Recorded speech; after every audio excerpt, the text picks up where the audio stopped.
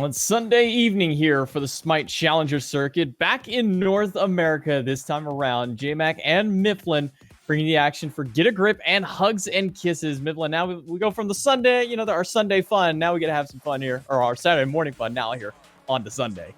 It's always a pleasure to cast with you. It is a last-minute substitution, so I'm sorry to all the SCC fans. You got to put up with me a little bit longer today, but hopefully just the quality of these games here should be able to make up for it. Yeah, going into it, picks and bans for game number one are already ready to come straight to us for it. But I mean, looking at these teams, Get a Grip versus Hugs and Kisses. It's a second seed team with Get a Grip, who had a strong performance last week, going against Hugs and Kisses, who have kind of struggled a little bit so far. Oh, is that so? You wouldn't expect a team with so much talent on it to struggle like this. Cure an absolute beast inside that jungle role. I mean, this guy's tearing up ranked every single night. Chronic, Primitive, Renjaru, all these guys veterans to the scene. And I haven't even brought up their most veteran player, Oceans. And, we call him an SPL dropout. I'll call him an SPL king, an absolute beast, formerly known as Turnip. An absolute pleasure to watch him play. But up against the remnants of Basket and the boys might be a tough task. Yeah, I think Ocean's most famous for the crit herd round the world way back when he got that Golden Blade early rush with the On Her. I mean, that was probably the name of that was probably Ocean's namesake when he first started out. That was it. Everybody now knows who he is. But now here on the Hugs and Kisses, going against Get a Grip. Picks and bans here, Nemesis, Habois, kind of no surprise. These are gods we've been seeing a lot first banned amongst these SCC, and Kuzumbo as well. And I mean, if you kind of just take a look at the top bans and top picks, it's very reminiscent of what we're seeing a lot here. Yeah, this is new to me, coming from the SPL. I usually expect to see Yamoja coming through here, maybe a Rom or a Cupid, but it seems like both teams have a pretty good idea of what they want to target out. The Yamoja coming through from Hugs and Kisses, trying to immediately address some of that meta. Cthulhu as well is having a slight resurgence just today in the SPL when piloted by FinoK. Each one of these makes pretty good sense to me. Both teams putting a little bit of focus onto that tanky front line. Sun Wukong, the final ban for Hugs and Kisses. Seems like there's going to be a lot left on the table if we're going by the Reddit tier list. What do you think is going to be first overall? We've been seeing the Hunter kind of be the go-to. Rom and Cupid, I imagine, are going to be one of the first ones, but completely forgot Persephone is open, so Get a Grip are going to go straight to that instead. We don't usually get to see her open, so I never have to worry about it. But on to the flip side, Hugs and Kisses will take their Hunter. They're going to value that Rom just a little bit more than the Cupid, and they might as well round out that dual lane and grab that Sobek for the support. Yeah, Sobek, a highly contested pick right now. Not only fantastic engage, but some of the best backline peel in the game. Rama, taken first overall, no surprises here. Wouldn't be surprised to see Get a Grip go ahead and slot in that Cupid, the last top meta hunter available to him, and it is going to be the Cupid coming through here. Both teams get away with some very strong drafts, but I think I got to slightly favor out Get a Grip here. I mean, Persephone, Cupid together with a lane bully like King Arthur to round it out. No complaints. Yeah, I mean, King Arthur, not many people in SCC specifically are playing it, but Haddix is still one of the dominant King Arthur players in this region right now and in this kind of division of play. Onto the flip side, Hugs and Kisses go for a very early Hell, and I'm a little bit concerned with this pick early on. There's still two more powerful picks that Get a Grip can go. I mean, is the Hell this early really a good idea for Hugs and Kisses? It depends on how Get a Grip is comfortable playing around some of those counter matchups. Having her this early on in the draft isn't too concerning for me. A lot of the counter picks, the traditional counter picks that come to mind, like Odin, you can't really slot it in here. You've already picked up the King Arthur unless you're willing to take it into the jungle. So I think that Hell generally largely safe here, but this Achilles lock-in, that's interesting. And then an Odin as well. Well, eat my words just a little bit. That's a lot of physical, tanky front line. And they're going to be very reliant, Get a Grip that is, on Persephone being the sole source of magic damage for this draft. Oh, I mean, she can provide a lot of magical power. Onto the flip side, Hugs and Kisses are going to snap lock that Awilish. And I love this counter pick up against Odin specifically. I mean, Odin has one of the slowest leaps in the game, so that gives Awilish probably 10 years to decide to go for that ultimate.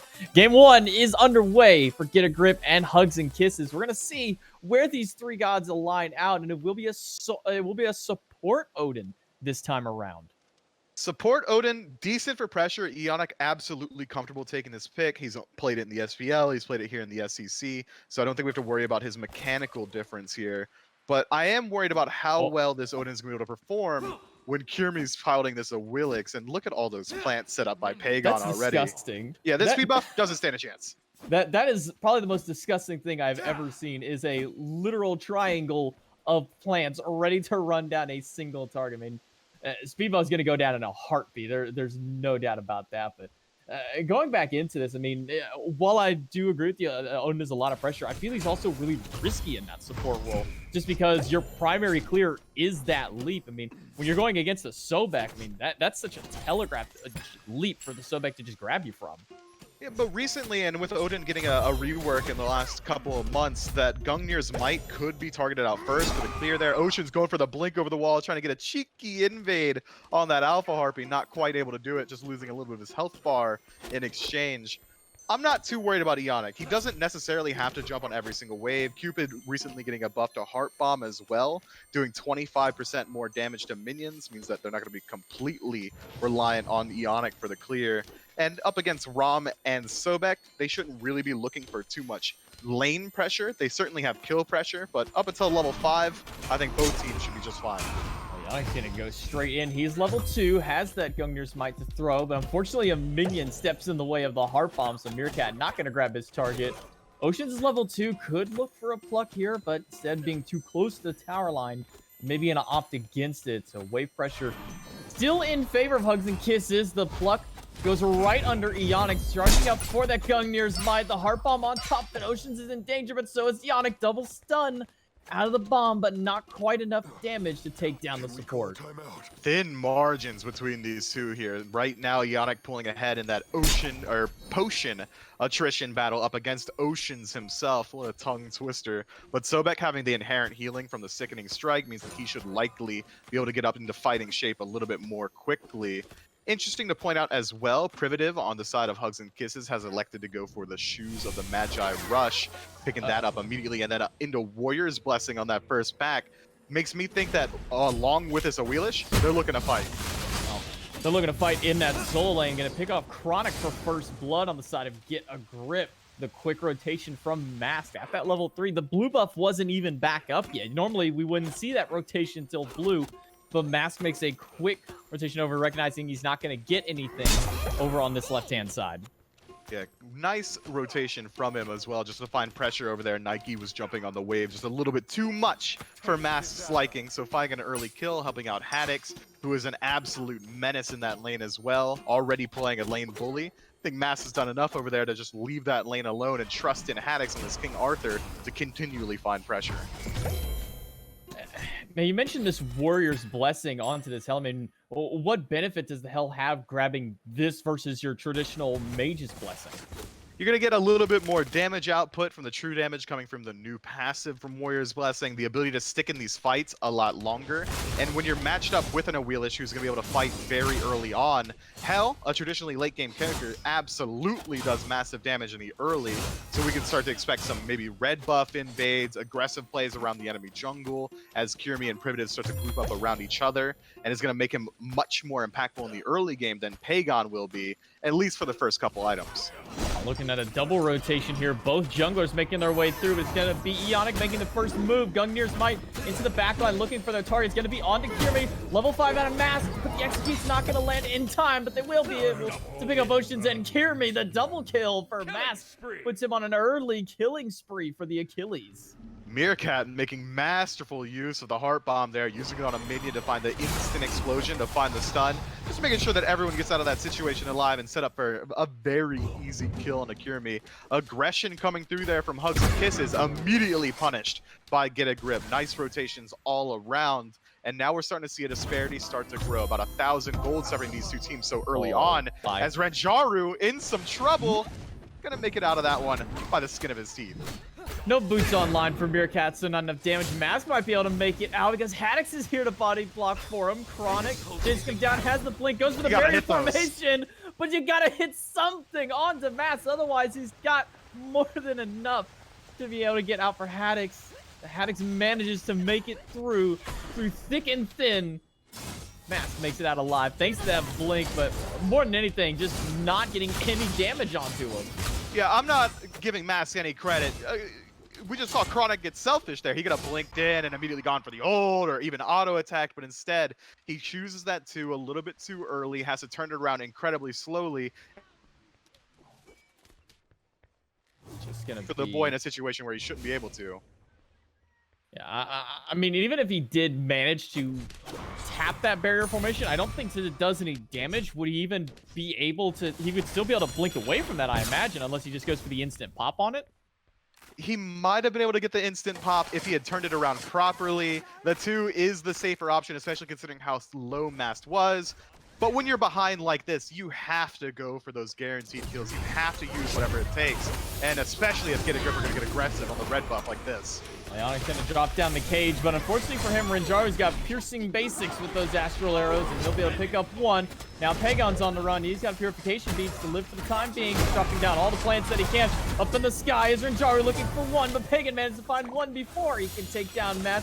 Fields of Love out of Meerkat, not going to find anybody, but Oceans is stuck in the middle of the mid-camp. Gets hit by the Heart Bomb. Matt just needs a couple more bases secure, and he will get that one down, but Privative on this hell is keeping the rest of the team alive and dealing quite a bit of damage right back at him.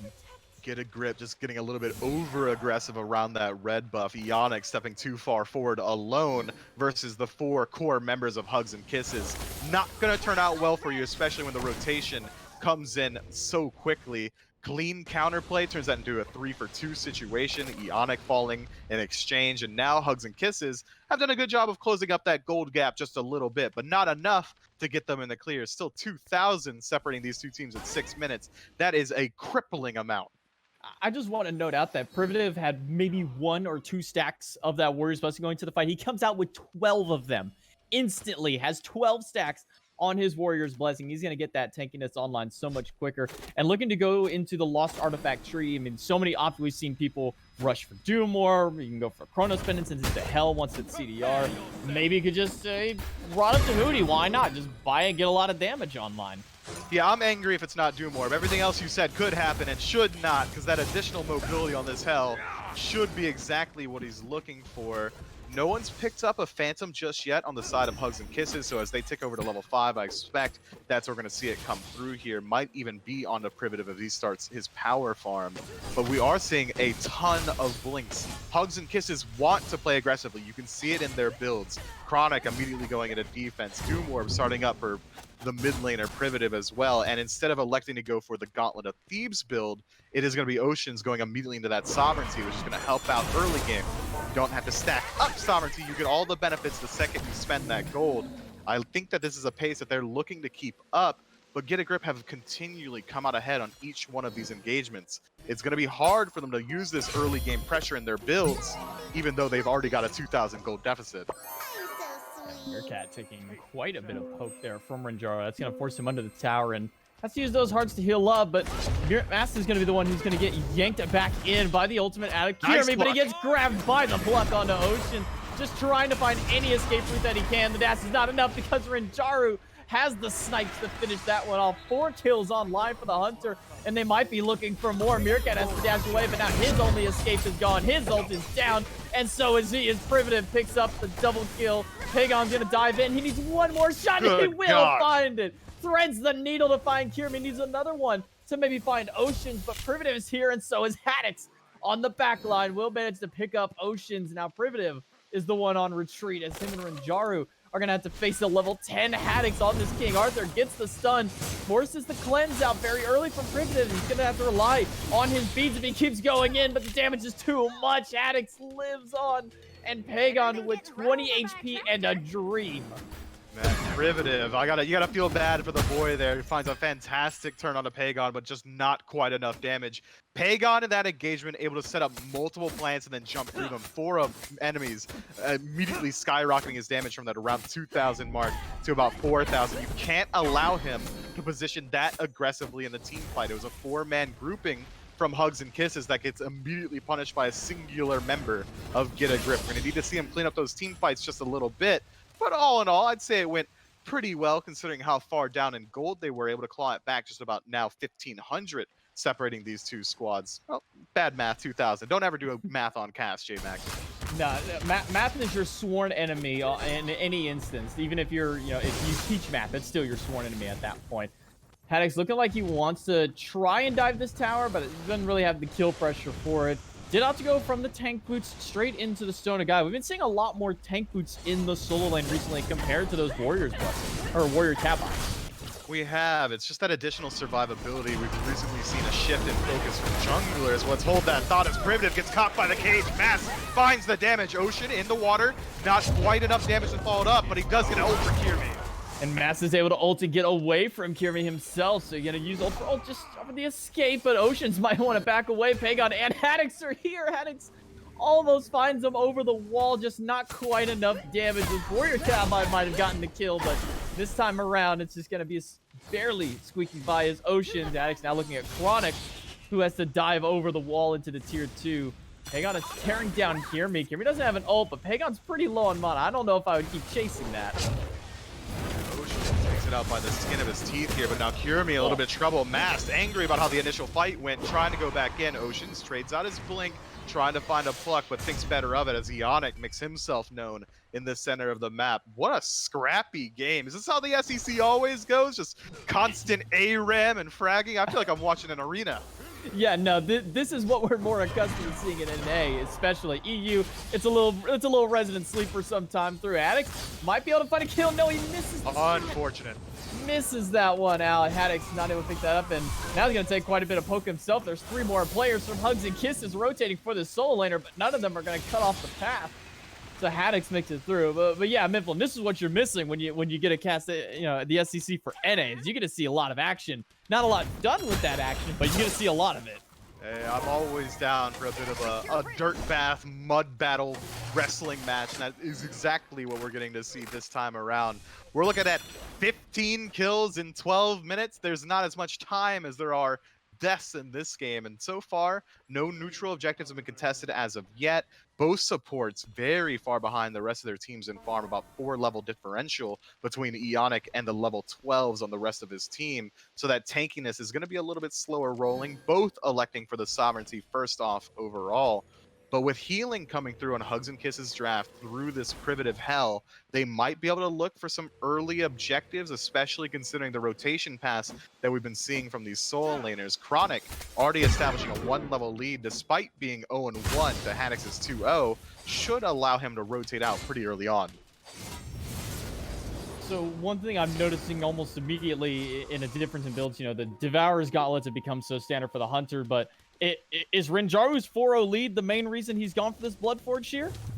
The additional power and Bloodforge in general has been a little bit focused on by ROMs in general. It is going to be very nice for him, that additional 75 power, once he starts to get his attack speed capped out, if he does decide to go for the Silver Branch build, meaning that his ultimate that is already doing around 1200 damage with the standard build should be swinging for around 14 to 1500 in the late game, which should be absolutely crippling if he uses it to engage a fight, effectively removing at least 1 member.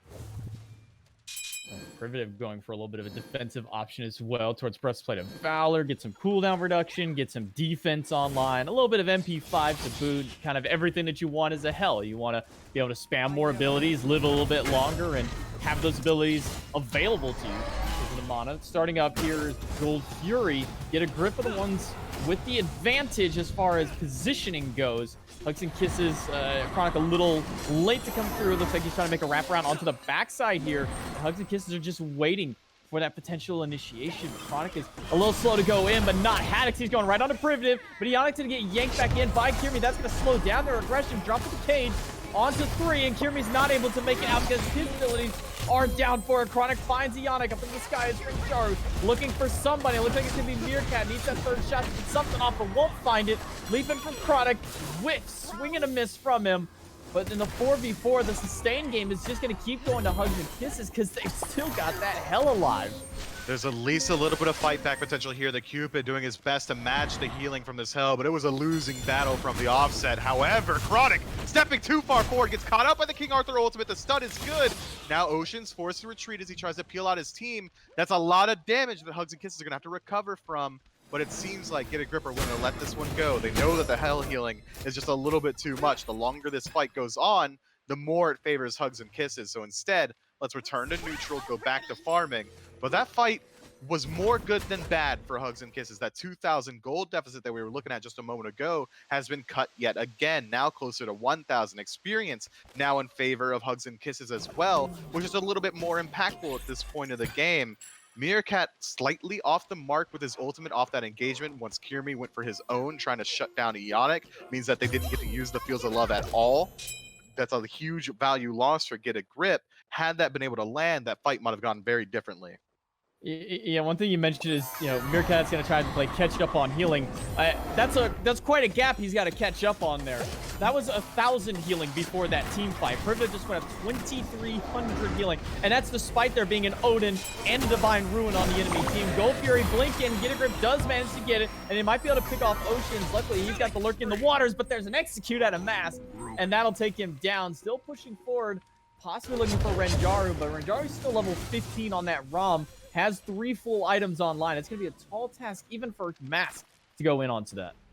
Yeah, Mass playing very smart around his lead. 6 and 2 for the jungler of Get a Grip, and he's already picked up the Sledge and Crusher. His damage output and survivability is unmatched in these engagements. He's already established a 2-level lead over Kirmi as well. That's going to be a lot of catch-up game over there. No anti-heal either as of yet for Hugs and Kisses. Cupid's healing, a little bit mitigatable considering they have got a Hell on their side, so maybe they're not too concerned about it. Instead of going for the traditional Brawler's Beat Stick, Kirmi picking up the Crusher and the Hydra's Lament should help out a lot on initial engagements. Matched up with a passive from a Willixman, he's going to deal a ton of damage. Ionic jumping in on Privative. You're alone, bud. Not much you can do up against that Hell.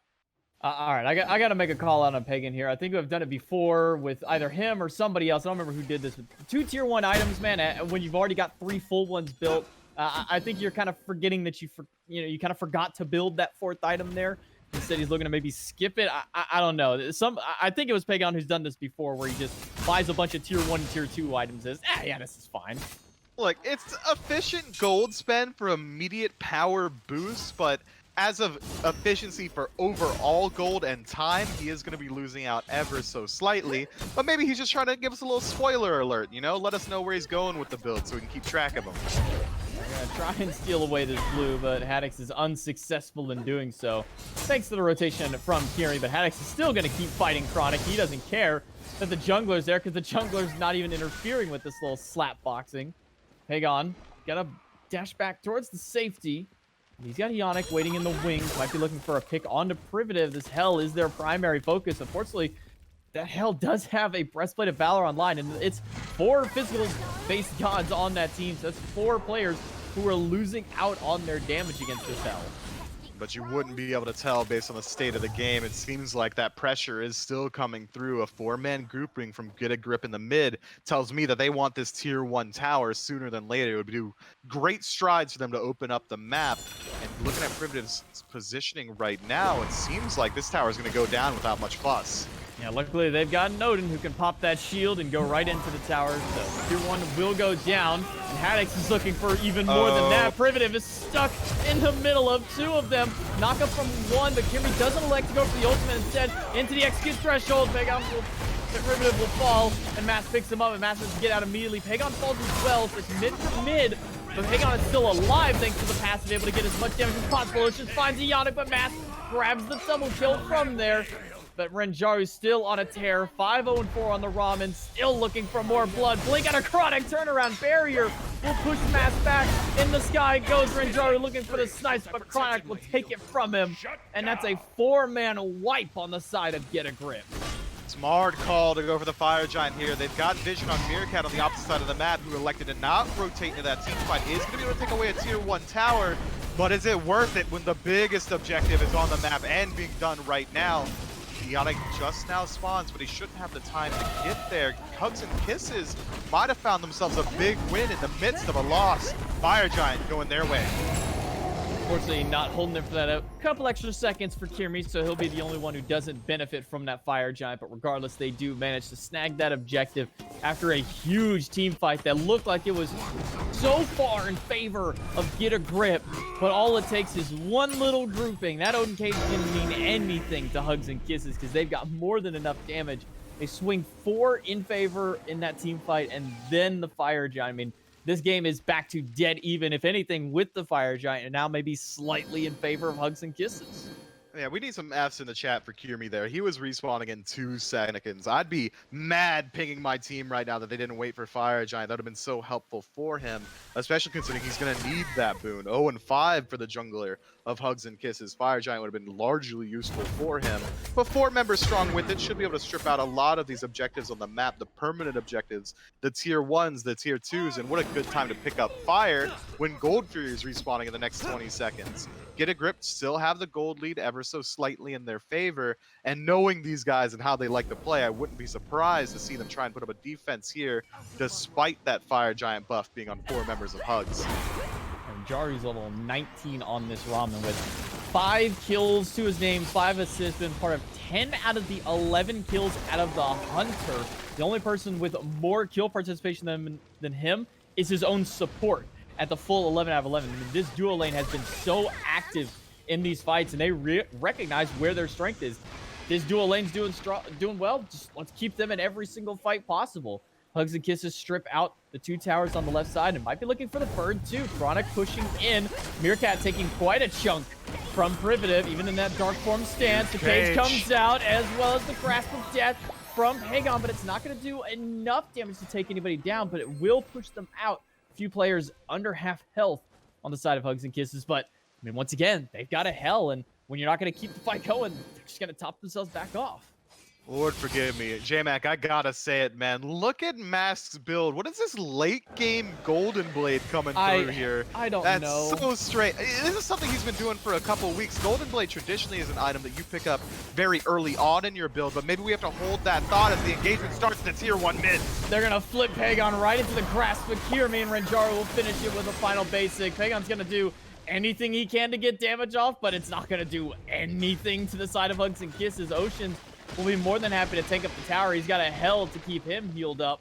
And with the second to last tier 2 down, that's going to allow them to push into another Phoenix. But now their mid laner's gone. Their primary damage dealer is off the map, and so is their Phoenix.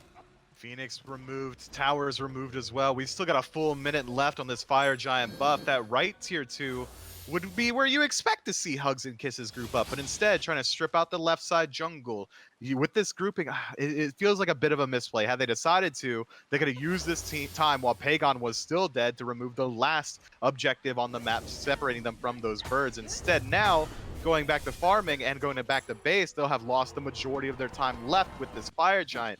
Not the worst call you could have ever made. It is incredibly safe, but I would have liked to see them push their lead just a little bit further. 2,000 gold now separating these two teams for the first time in favor of Hugs and Kisses. Fire Giant respawning in a minute 30 is going to become a vision battle going forward. With only the mid Phoenix being down on the side of Get a Grip, they should be able to very easily keep that wave pushed up and simultaneously contest the fire. To me, it felt like Pagon is kind of the backbone of their team fight. As soon as he was taken away, they didn't even attempt to save themselves at that mid Phoenix. They just let it go. I mean, is Pagon that much of a threat against Hugs and Kisses that if Get a Grip doesn't have him, they're just going to concede the objective? It's not that they should cede the objective, but Pagon is going to be hugely impactful on these tower defenses. They can't fight in neutral territory without Pagon being their sole source of magic damage. So if they are able to find another pick, Hugs and Kisses that is, Fire Giant should go the way of them very easily. They might be getting a pick here onto Haddix. He's going to be stuck inside the cage and the Fields of Love, and Ranjaru's taking a lot of damage. Mask will manage to find him in the wings, and Mask going right into the back line onto Kirmi. He'll get one second kill with the execute. A little off the mark for that third kill for himself. He'll fall down to Chronic, but a double heart bomb stun out of Meerkat will make sure that they can turn the fight in their favor. Now it's a 3-4-1, making a fourth one as Chronic will fall down. Meerkat getting the credit for the last hit, and now it's only Privative left alive. That's exactly what I'm talking about, man. If Hugs and Kisses just took down that tier 2 while they had Fire Giant, while Pagon was already dead, there wouldn't have been anything left to fight over. They could have just fought over the neutral objective inside of Fire Giant and the Vision, but instead they try and push their lead a little bit further once they're already lacking on the buff and get absolutely punished for it. Get a Grip just hit him with a masked diff as he goes in and completely separates that team fight on his own. And now we're seeing Fire Giant on 4 members, a little bit of deja vu. But instead, Get a Grip having a little bit of discipline, actually holding on for their jungler. Look at this. Good guys get a grip. They got 9 seconds before that Fire Giant goes down. It's living on 8 health. Anybody can take it at this point. They're just going to wait for mass. They've got no fear, no vision on Primitive making his way over here. So all 5 players will get that Fire Giant for Get a Grip. Second one of the game falling, but first for Get a Grip. And now the gold is swung back in their favor. I mean, look, you saw them dip down almost 3,000, but they brought it right back up with 1 team fight. And what an absolute seesaw the game, a tug war back and forth. But now Get a Grip with 5 members with Fire Giant, the gold lead in their favor, should be able to find at least a little bit of a foothold. They should be pushing through mid first, trying to strip away this tier 2 tower as they buy time for their own Phoenix to respawn. But their siege potential is a little bit lacking. Get a Grip are going to be fully committed to using their backline dive to create space for Meerkat to take down these objectives. But through the raw AoE damage that Hugs and Kisses has, plus the sustain, it's going to be very hard for them to push their way through. And the longer the team fight goes on, it's going to favor Hugs and Kisses a little bit more, not only being closer to their own base, but also through Hell's Healing.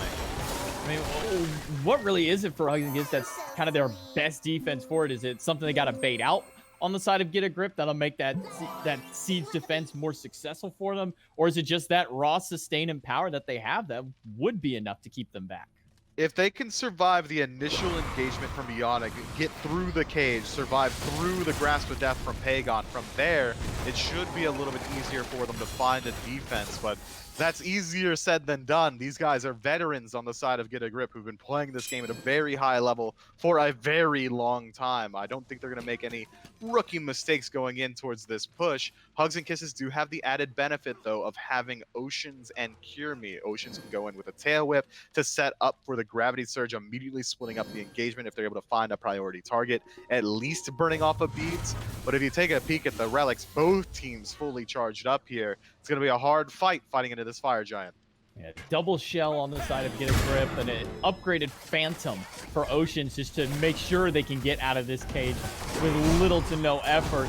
Ionic is going to be on the front line, charging up that basketball to try and throw it. He will get Oceans with it, so we can have him dunk down for a little while. But Phoenix took about half his health in just the initial push forward. Ionic still moving up. He's taking a little bit too much poke for the time. He does have the Fire Giant to sustain up just a little bit. There's a Divine Ruin on the side of Primitive. That'll slow them down for just a little while. But it's a 4-1 split for both teams, keeping the junglers as the defenses into that mid lane. Pagon setting up the garden inside their own Phoenix. I mean, there's no safe place for Hugs and Kisses to walk at this point because they got so much damage set up. Mass rotating over into the back line. He will go up into the sky as Haddock's trying to grab anybody that he can. Mid lane Phoenix looks like it might go down, but Meerkat gets taken out by Chronic. Ionic finds Cure Me. Phoenix finally falls. Haddock stuck in the middle of 4, still full health. He'll get plugged back right into the crack over Rinjaru. A little bit of damage from the mid laner. Primitive getting some good damage off. Ionic is falling low, but Rinjaru even lower. Sit back to the fountain the quick way. Chronic has to leap away as fast as he can. The damage out of Primitive is strong, but not strong enough to hold them off. Left side burst down. They might be looking for more. Diving into the Titan room is Mass looking for Primitive, but that's a pretty tanky hell for you to go against. He'll pay for his sins. Haddock barely squeaks by that pluck, and they might still be looking for further aggression in this mid lane. Strange pathing from Get a Grip on that disengage, forcing Mass to tank up the Phoenix for himself. He can't survive that rotation path on his own. Pagon properly playing pretty far back. It felt like Get a Grip needs to get a little bit of respect as they go for some disrespectful kills on Hugs and Kisses, which results, again, in a Phoenix going their way, so nothing ventured, nothing gained. They find a small win on map pressure, the most important Phoenix to fall, as it's going to be the hardest one to defend once this Fire Giant respawns. Hugs and Kisses now in a very poor position, down 3,000 gold, soon to be a little bit more as this Primal falls, also making Fire Giant that much easier to clear out on subsequent spawns. Now Get a Grip with their respawn timers coming up right now should be able to get the vision advantage and the positional advantage around this Fire Giant. Hugs and Kisses gonna have a very hard time putting up a defense. They do have decent steal potential on the other hand. Renjaru can hover around in the jungle at a safe distance and potentially snipe it away, but easier said than done, especially with the bone rush damage output or even just plants that Pagon can lay down. Nothing on the side of Hugs and Kisses can match that amount of burst. Yeah, I mean, you get 4 or 5, hell, even throw all of your plants around that fire giant if you want to. Detonate them all in one big burst. And I mean, there's very few gods in general who can out-secure that level of damage. So that's likely where this next fight is all going to be breaking down, is going to be this fire giant. But that left side Phoenix, I mean, stacked. With it being down, look how many minions are pouring into that side of the base. They're going to have to make the commit here. Do we commit to the fight, or are we going to send somebody back? They're going to have to make that decision quick, because that wave is going to start pouring into the Titan room, and there's nobody defending right now. All 5 are sitting here by this fire giant. They're just going to let this go? I think they might have to, with their base being sieged already. Now, get a grip, stepping forward, trying to stop the backs from coming through.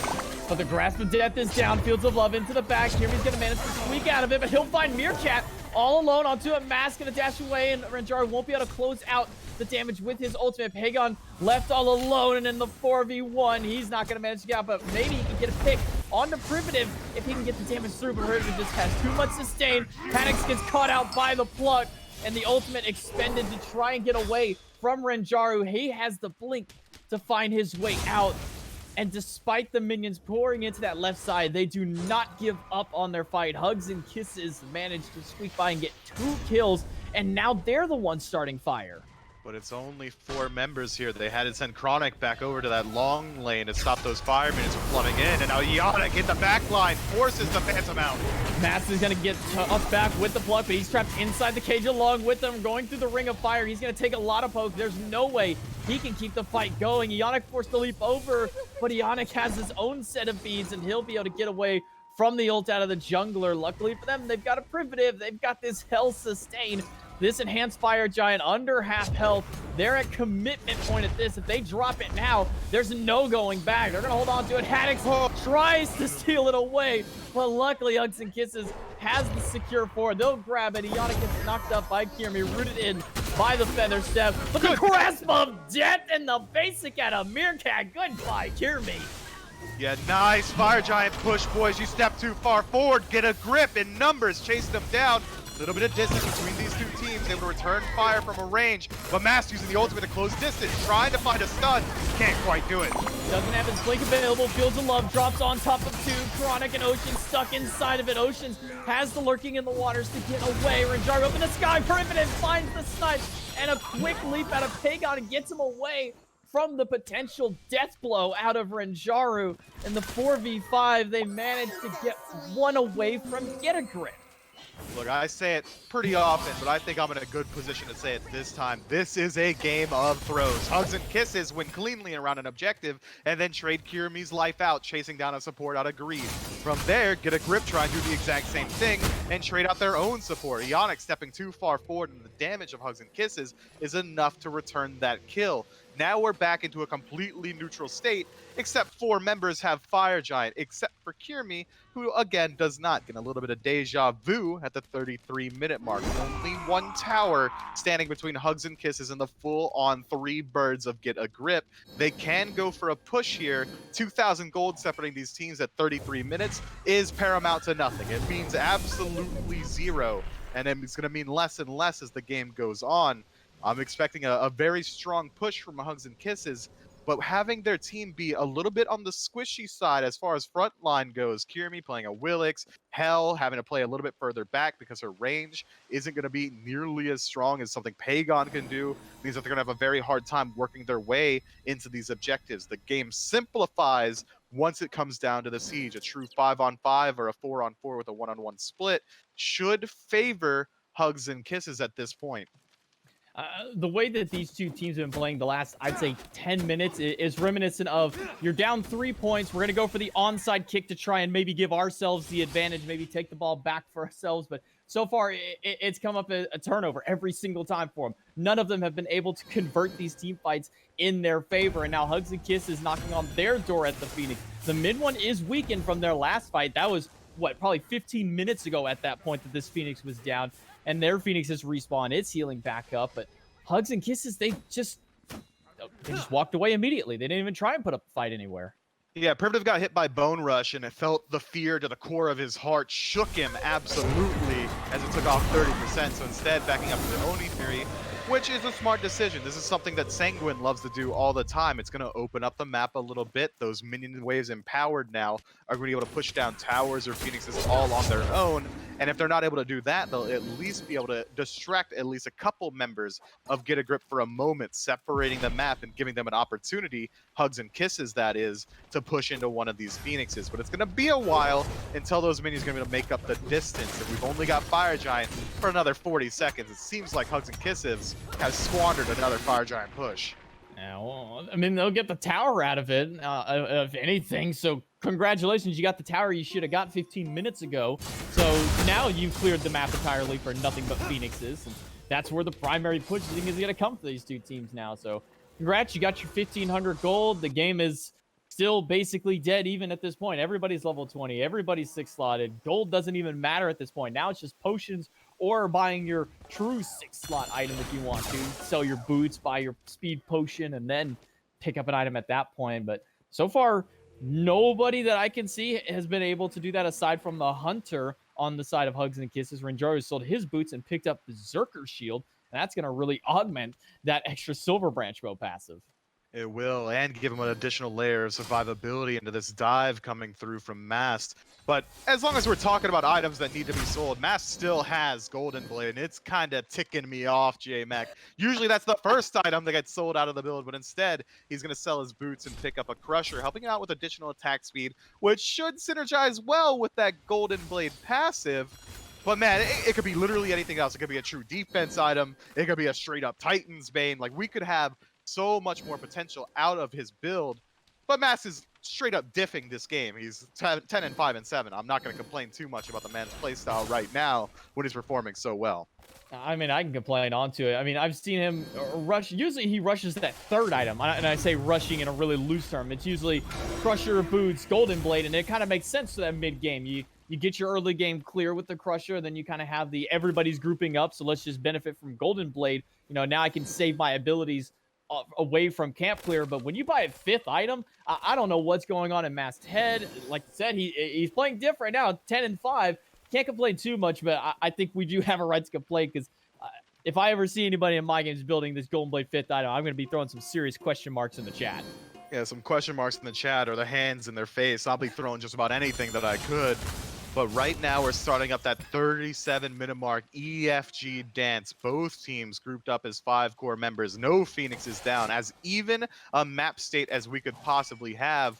But Hugs and Kisses do have the defensive position and vision advantage. And it seems like with Oceans leading the charge, they're going to be looking for a pluck to start up this fight on just about anyone. If he's able to find it onto Ionic, with the help of Gravity Surge, should at least be able to burn off his beads or separate the fight. But Hugs and Kisses, maybe hubris, maybe arrogance, or just straight up confidence, are going to start the EFG in front of Get a Grip. Hear me thinking he was going to get the knockup from that ultimate, but now he's going to be dropped to the heart, Fields of Love on top of him. Chronic used the ultimate, and that's going to push Meerkat back. He's falling close to that half health threshold. Hear me, luckily he's got a Hell on his side, so he'll be able to sustain right back up thanks to the help of Privative. But that's 2 ultimates burned on Hugs and Kisses. With those down, Kimry doesn't have his yank in, and now Chronic has lost a lot of his defensive option.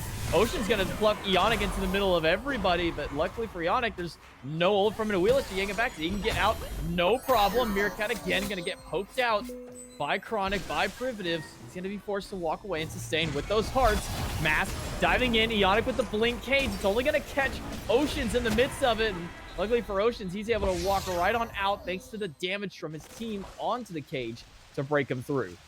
Get a Grip somehow winning the elongated battle, been able to strip away ultimates and actives, whereas for the most part, Get a Grip have been able to maintain their own defensive relics. This has been a very good fight for them. And Mass behind! Grasp of Death already down, and that's going to be their big team fight through, but Kirby gets a quick double kill with a Feather Step onto the bag. Oceans finds Mass, and that's 3 down already. Pagon's not going to do any damage to them to hold them back. 3 chasing down 1. Ranjar, the only one chasing Ionic, but they're going to let him go. They're going to let Haddix go, and instead they're going to turn their sights towards the mid lane. I mean, they have a 5 versus 2, but it is still Ionic and Haddix. They've got to respect what these 2 warriors are able to do it. They don't have any minions though, so it's gonna be a tough push into these Phoenixes. Yeah, backdoor protections are going to be strong here, but they are going to group up on the left side. Minions just a little bit behind them. They've got 30 seconds left on the respawn. Ionic does no damage, and jumping in here might just cause his death. And Jaru's gonna go straight onto the Phoenix. He's not worried about anything that Ionic is gonna do to him in the back. Cage is back up, but luckily for Jaru, he can break right through that cage. With no cage available now, it's only Haddix and Ionic to stand away in their way against this Titan, but a Phantom is gonna let Renjaru push forward. Titan under half health. The Warriors not able to do enough to stay them through. Renjaru takes down one, make it a double for him, and that's gonna be the finishing blow for game number 1. Hugs and kisses able to close it out. What an absolute barn burner. I didn't expect that game to go down as quickly as it did. Nice awareness from Hugs and Kisses to immediately realize that Fire Giant, we don't need that. Mid Phoenix, don't worry about it. Let's group up on the duo side, push our way through, ignore the Odin, ignore the King Arthur. Let's do as much damage to the Titan as we can. And it results in a pretty clean win. 40 minutes in the making. That's a long one now, but they're not all the way through. We've got some more games in the set.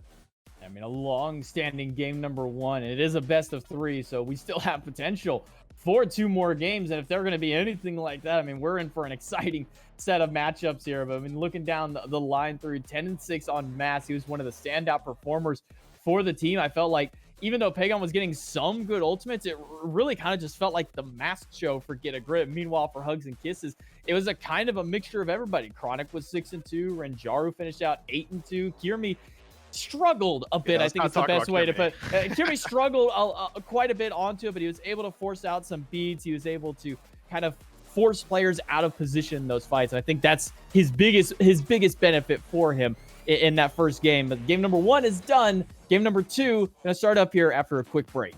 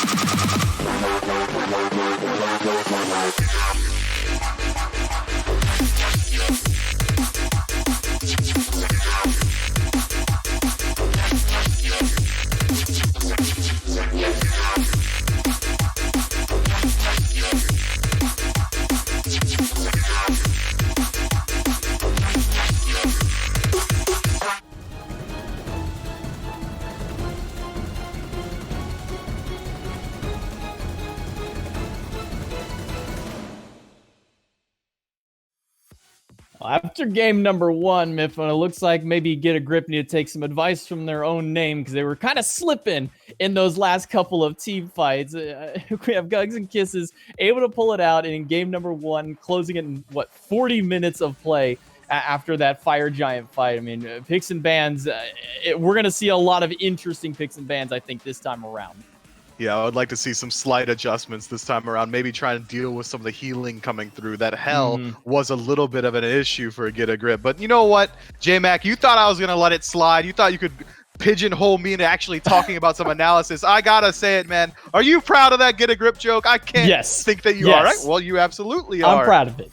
Hey, but you know what I'm proud of? We predicted that hell ban. Get a Grip taking it out immediately. Fantastic little pivot from them here. Now Hugs and Kisses gonna have to change up their draft immensely. That was the cornerstone of exactly of what they were looking for.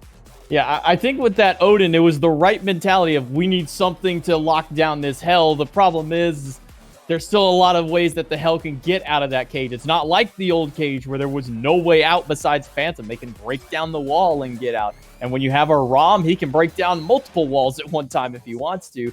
Plus the Phantom's still available to it. So I think a little bit of a switch up for Get a Grip in their picks and bans this time around. The biggest one being that they got rid of the Hell and the Aphrodite and the Persephone. 3 mages banned off the table for them. 1 on the side of Hugs and Kisses with that Hobwa, and then the Cupid and Yamoja from Hugs and Kisses as well.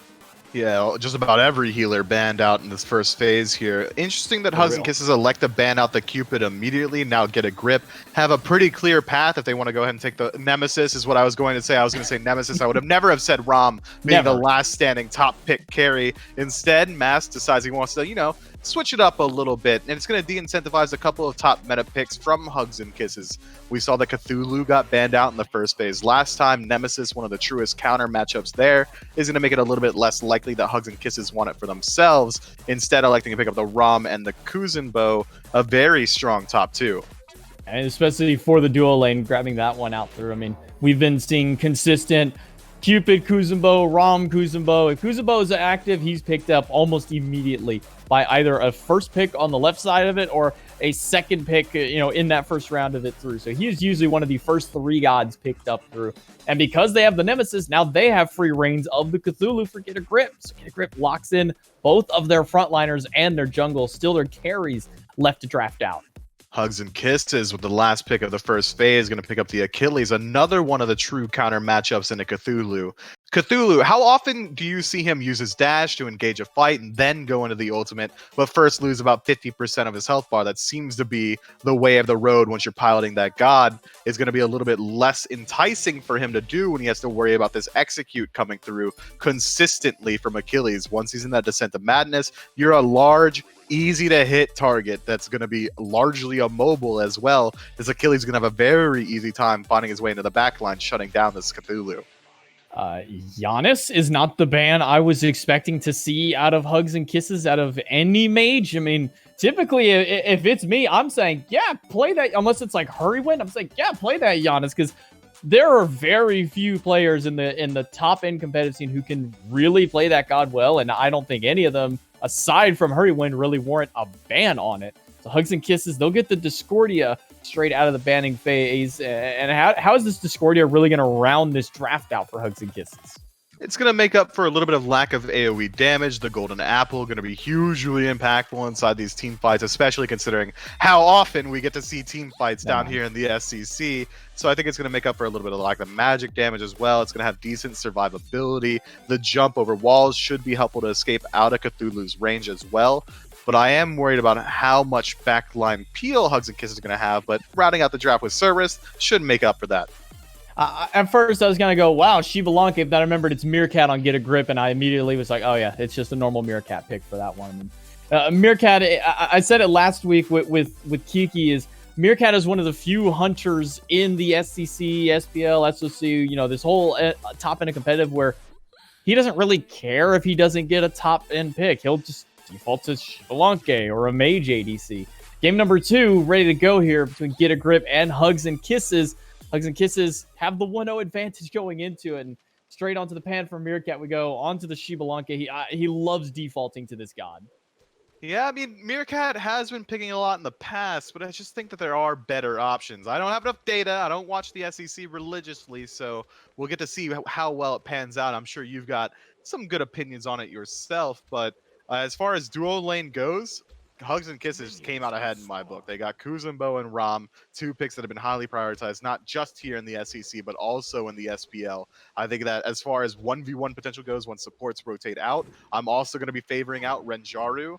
But with the jungle presence of Mass and how often he was over in the duo lane, we might see that he camps it out again and gets the passive online for Meerkat much earlier on, which should expedite his strength coming online and try and deal with a little bit of that disparity between the relative strengths of these two hunters.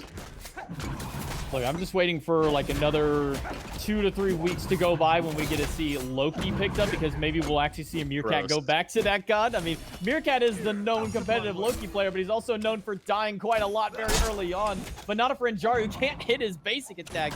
And he can't. Him there. And Meerkat's able to squeak through. Yeah, not quite able to find the body block either. Nothing gained there except for a little bit of Meerkat's HP bar. But Renjaru gets a slight level lead as Oceans gets plucked in. Level 1 still has his dash. And he's going to drag Ionic forward. Nice little trade between these two here. And again, Get a Grip able to make back that HP deficit instantly off a nice play from Ionic. Between the Oceans and the lifesteal that he has, another pluck out of Ionic. Ocean's gonna shove him against the wall, but here comes Meerkat. Not enough for the body blocks. Meerkat needs one more basic. Come on, you gotta hit it. Finally, he'll grab it. Renjaru dashes away, and that's gonna be the stop for Ionic. He has too little health, and even if he does go for the pluck, Renjaru has the beads. He's got to be careful onto a rotation from the jungler. Could spell the end of Ionic. He walks too far forward. Pluck to stop the stun out of it, but he's got the double dash available. Kirmi and the minions are more than enough. Renjaru dashes forward, but Meerkat makes it out. Great rotation from the jungler of Hugs and Kisses.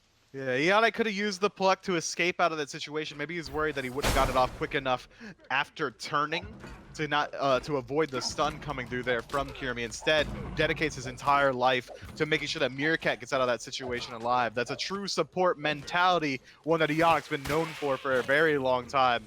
And Ionic is performing lights out. 2 minutes into this game, he has been absolutely fragging, almost single-handedly killing Oceans all on his own through multiple plucks, setting it up for his team. And now Meerkat gets the benefit of not only First Blood, but getting his passive a little bit quicker. Now his damage output is going to be a little bit higher as well. I mean, 3 insane plucks in the first 2 minutes of the game. Might be looking for another one. Oceans used his dash, and that's going to set up for an easy pluck, but unfortunately he throws him in the jungle. So Ionic just keeping the support out of Bay, keeping him out of the lane as much as he can, but Ionic can easily look for another one. Unfortunately for him, Renjaru does still have his beads, so even if he does manage to find the pluck, he could take a lot of return damage from it. Ocean's only level 2 right now on the Kuzumbo. Yeah, about a 1 level disparity between the support and the hunter of Hugs and Kisses in favor of Get a Grip. So far, not too much. You don't have to worry about it just quite yet. It's going to be about who hits level 5 first, which support's going to be able to rotate out a lane first and help out. And I think that already we're seeing that Ionic playing on point aggressively with this blink as well should be able to spell disaster for Hugs and Kisses in the 3v3 towards the center of the map. Kirmi does, however, tick over to level 5 right now, and he's already returned to base for boots. We might see him again try and rotate over to this duo lane and stop some of this pressure.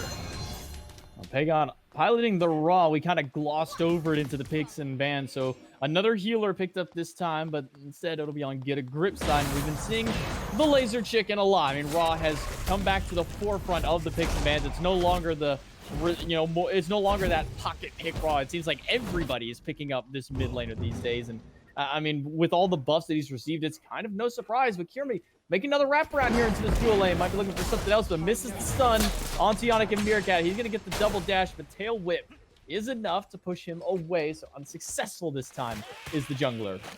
Yeah, no follow-up from his team either, so even though the escapes were forced out immediately, the dash from both Ionic and Meerkat, no one was quite able to set him up. The stun not finding its way home means that there's really no kill potential left there. So a nice little disengage from Hugs and Kisses, immediately realizing that they've lost out on the majority of their potential. But because there's been such a focus on the long lane the entirety of this game, for the first 4 minutes, the mid laners have been allowed to free farm. and that's always going to favor out Pagon in the early. He should have the clear advantage, which is going to allow him to pick up these neutral objectives pretty consistently, taking out that right side mid camp all on his own. If this continues onward, I wouldn't be surprised to see a slight lead for Pagon in mid. Haddix living up to his name of being one of the kind of dominant forefront solo laners, going right up to that blue buff, forces ult for ult out of Chronic as well, so he'll have to go up into the Sense of the Madness so he doesn't get yanked back into Kyrmi's clutches. But again, Privative goes for this Warrior's Blessing. I'm starting to think this wasn't just a hell pick, this is just a Privative thing to do, is to go for this Warrior's Blessing. Look, I'm not going to let that slide. We're not calling it a Privative thing. That's a Paul thing, all right? Paul has been absolutely loving this. It helps him out so much with the aggressive play style that some of these mid laners are absolutely enjoying recently. He's going to be able to trade out a little bit more often and helps out with the sustain as well.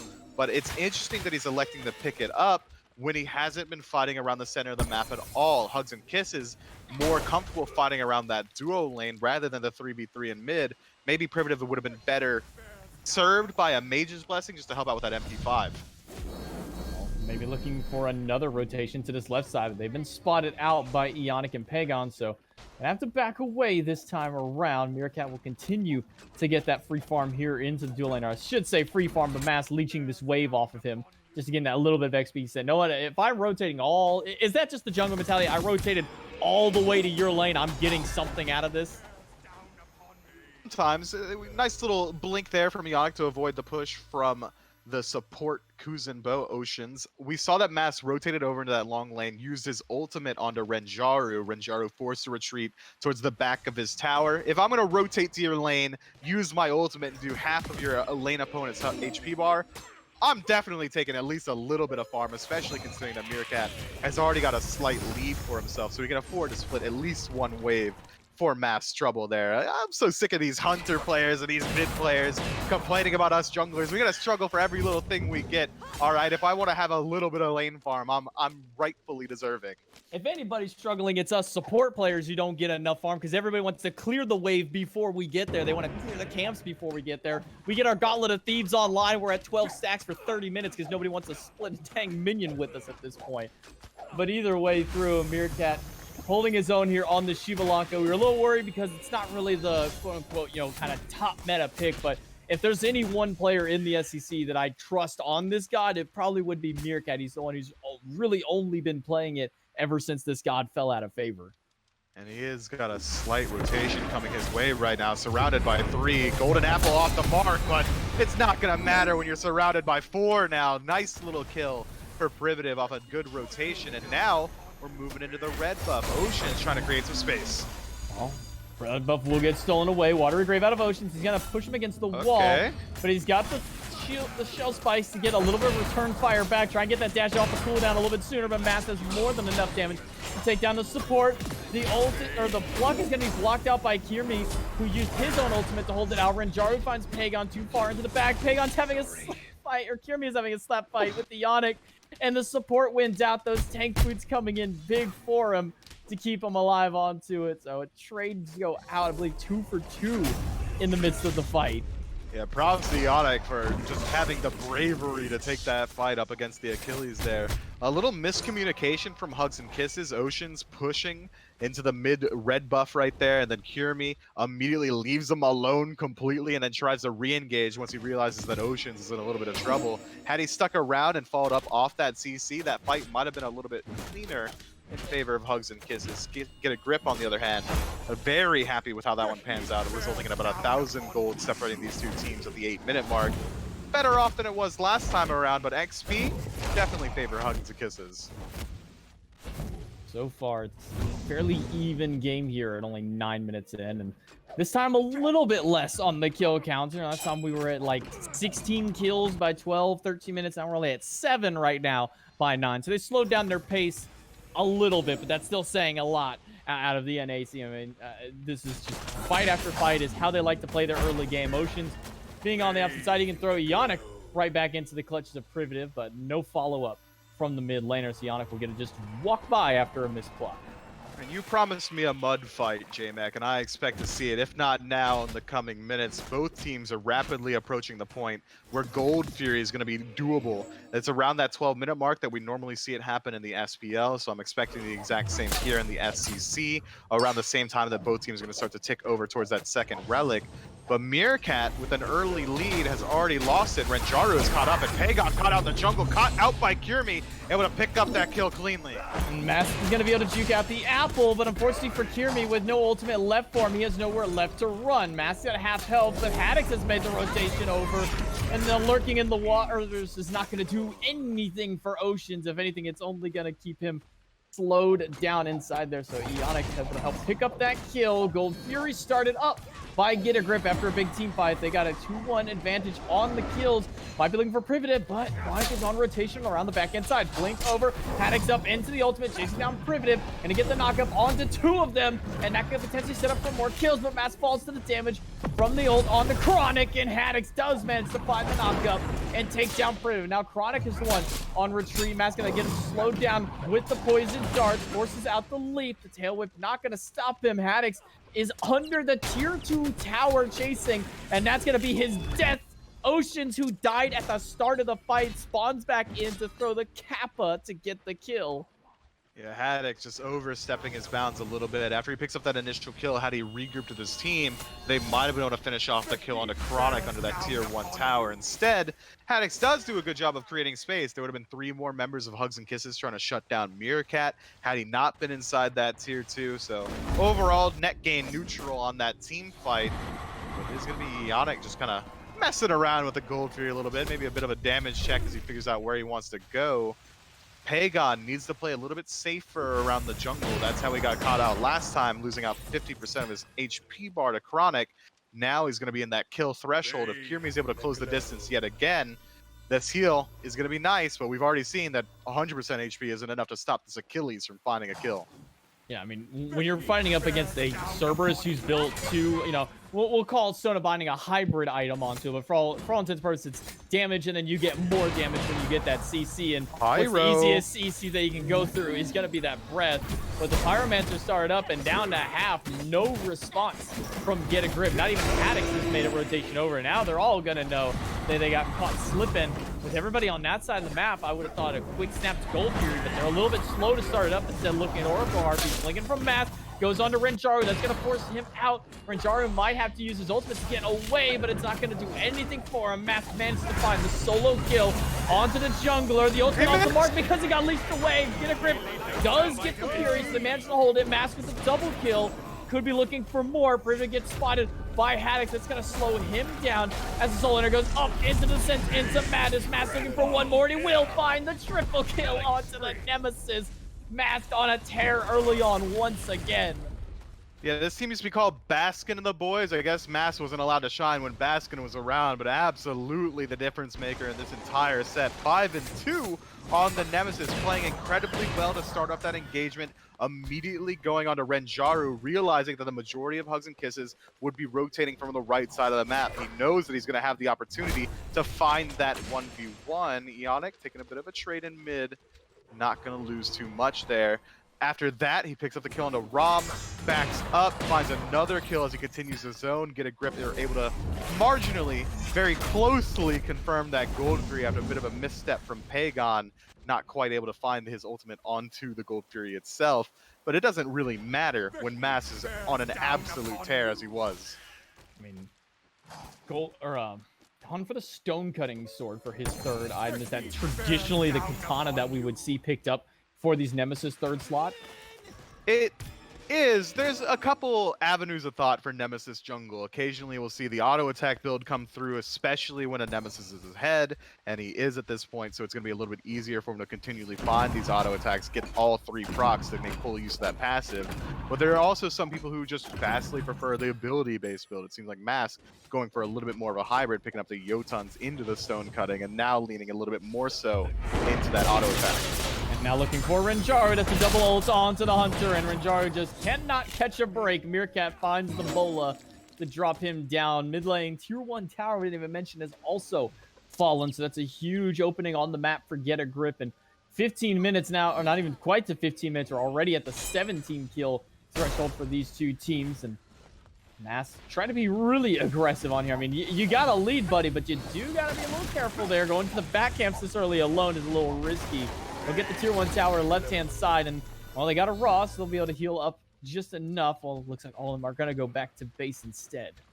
Yeah, no neutral objectives available, and pushing a tier 2 this early on is not the safest play to make. Get a Grip seems to have done exactly that, found their grip on this map. Now backing up after establishing a 3,000 gold lead in their favor. It's going to be around this next Pyromancer or Gold Fury where we see the next fight really erupt. I wouldn't be surprised to see Get a Grip try and continually find some pressure. We might have Masked rotate over into the solo lane and potentially find a pick on the Chronic, trying to set up for that last tier 1 tower to be removed from the map on the side of Hugs and Kisses. Potential, be it through this Discordia or rotations from Chronic. They've been fighting very well despite a deficit. Level 12 for Oceans as he's going back. I was going to see maybe, kind of get your thought on what relic he goes, but instead he'll go for the shell. I was wondering if a Curse Donk was going to be necessary to go up against this squad, or if he was going to go Thorns or a defensive option, but he's already answered the question for you, so will be the shell locked in for the support, going for a little bit more team fight oriented for his own team's sake, as opposed to the kind of hold W in their backline Thorns or the shutdown of the healing on Pagon. But we do see a little bit of answer already. 2 forms of anti-heal on the side of Hugs and Kisses so far. 1 in the jungler, 1 in the mid laner. Yeah, I think that picking up the shell here is likely just the correct option, especially considering we're seeing that Mass is going for the auto attack centric build. So those block stacks are going to be very helpful for keeping his back line alive, dealing with not only Mass but also Meerkat. I like this pickup from Oceans, and he does finally finish up that sovereignty as well, so a little bit more survivable in these engagements.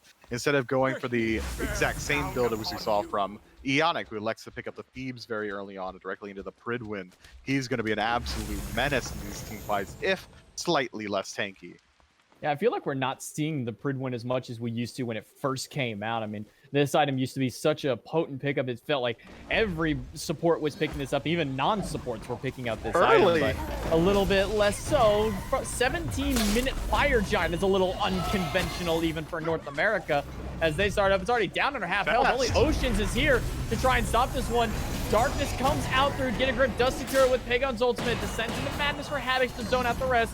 Oceans is trying to find any avenue that he can find out, but his only avenue is death as he takes a quick trip back to the fountain. Well, it looks like Haddox might be fighting Primitive. Leave him alone! One more swipe is all that's needed. He gets picked up, thrown under the tower, trying to create some kind of gap for him, but there's just no escape for Primitive. He falls to the might of the solo lane Cthulhu. Haddox will fall to the execute afterward. They trade 1 for 2, but for a Fire Giant and a tier 2 tower right there, screaming worth for Get a Grip. Hugs and Kisses are able to return the tier 2 tower in that long lane. However, Renjaro pushes down the tier 1 and 2. I would have liked to see him back up towards that Primal Fury just to get a little bit more in their favor, considering that we saw that Get a Grip was very willing to commit towards that right-hand side of the map. But now that that neutral objective has been left available, Get a Grip can very easily move their way in there and push their lead even further as they wait for Haddox to respawn so they can regroup and try and take down some tier 2s. Mass will grab his speed buff, and looks like the team of Get a Grip will start moving over towards this Primal Fury. I mean, they've got a little bit of advantage for it. It's a 5 versus 4 for the time. Now with Haddox respawning, he can start making his rotation out and start to get some ward control up around here. Maybe see if they can go for the Fury. And I don't think Hugs and Kiss are even going to make an attempt to stop this one. It's already dropped down. So Get a Grip will pick up the Primal. That'll make their next Fire Giant a little bit easier to grab. The tier 2 towers are all that's left standing on the side of Hugs and Kisses. Just the mid and the dual lane tier 2s. Looks like Math and Eonic will make sure to continue the zoning pressure. Primitive is only level 15 right now. Almost, second, third lowest farm in the game as far as experience goes. Only ahead of Eonic and the other support. Apple drops down, and Primitive forced to go right back under the Phoenix.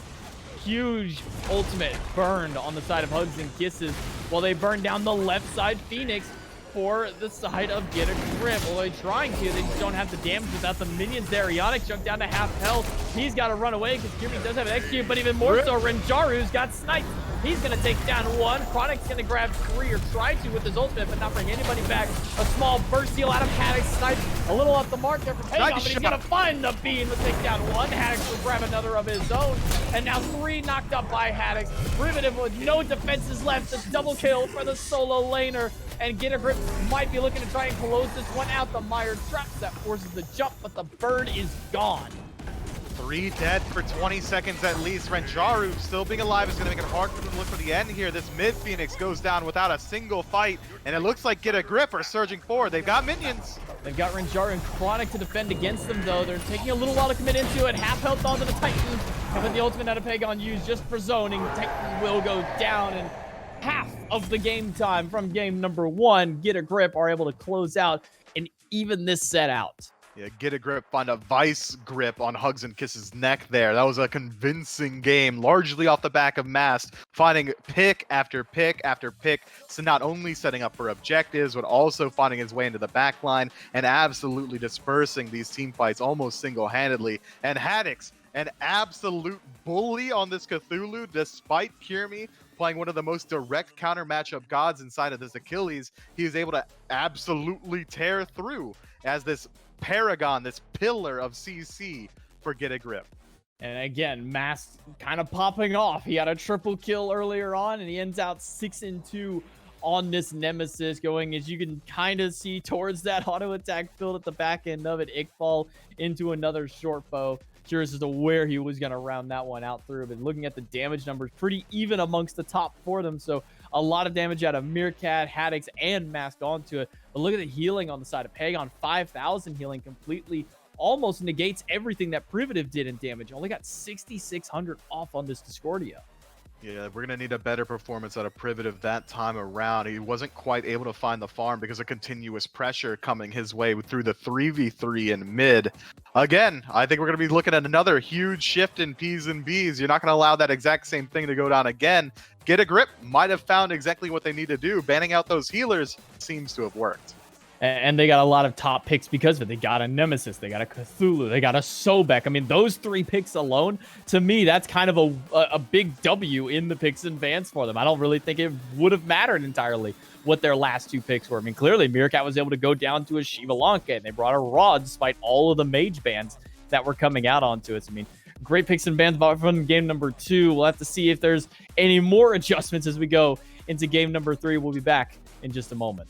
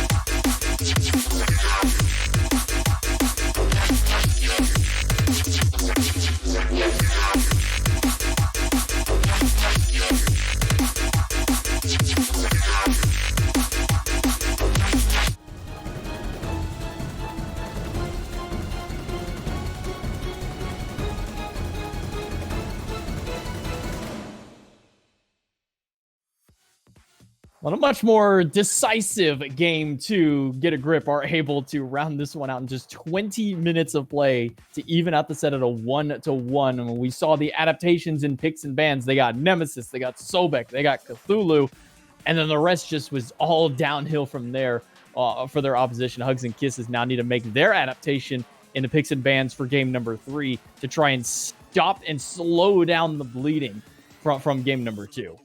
Yeah, it was a convincing win, no doubt. And about half the time it took Hugs and Kisses to win is all it took for him there. I wouldn't be surprised if we see a couple of bans coming the way. Nemesis, Cthulhu, I don't doubt that we see those again this time around. It's going to be Hugs and Kisses in that first pick slot this time around as well. So we might even see them pick up some of their customary picks. If we're to go off game 1 at all, I know that they're definitely vying to pick up a Hell. Hugs and Kisses are going to stick with this Hubwa ban. They're going to make sure to keep that one off the table entirely. Where on the flip side, the Hell will once again be targeted out by Get a Grip to keep that one away from Privative. Had a strong performance game number 1, and they're not going to let him have that all the way through the rest of the sets. And the Sobek this time around, there's that first adaptation, is taking that Guardian away. Yeah, it's interesting here in the SCC. It's such a different picks and bans phase that I'm used to. Aphrodite, that's something I'm used to seeing in that first phase coming through here, but usually only up against SSG. It seems like Get a Grip are trying to reprise that exact same strategy. Let's go ahead and remove all the healers. I don't want to deal with Hugs and Kisses as cheese.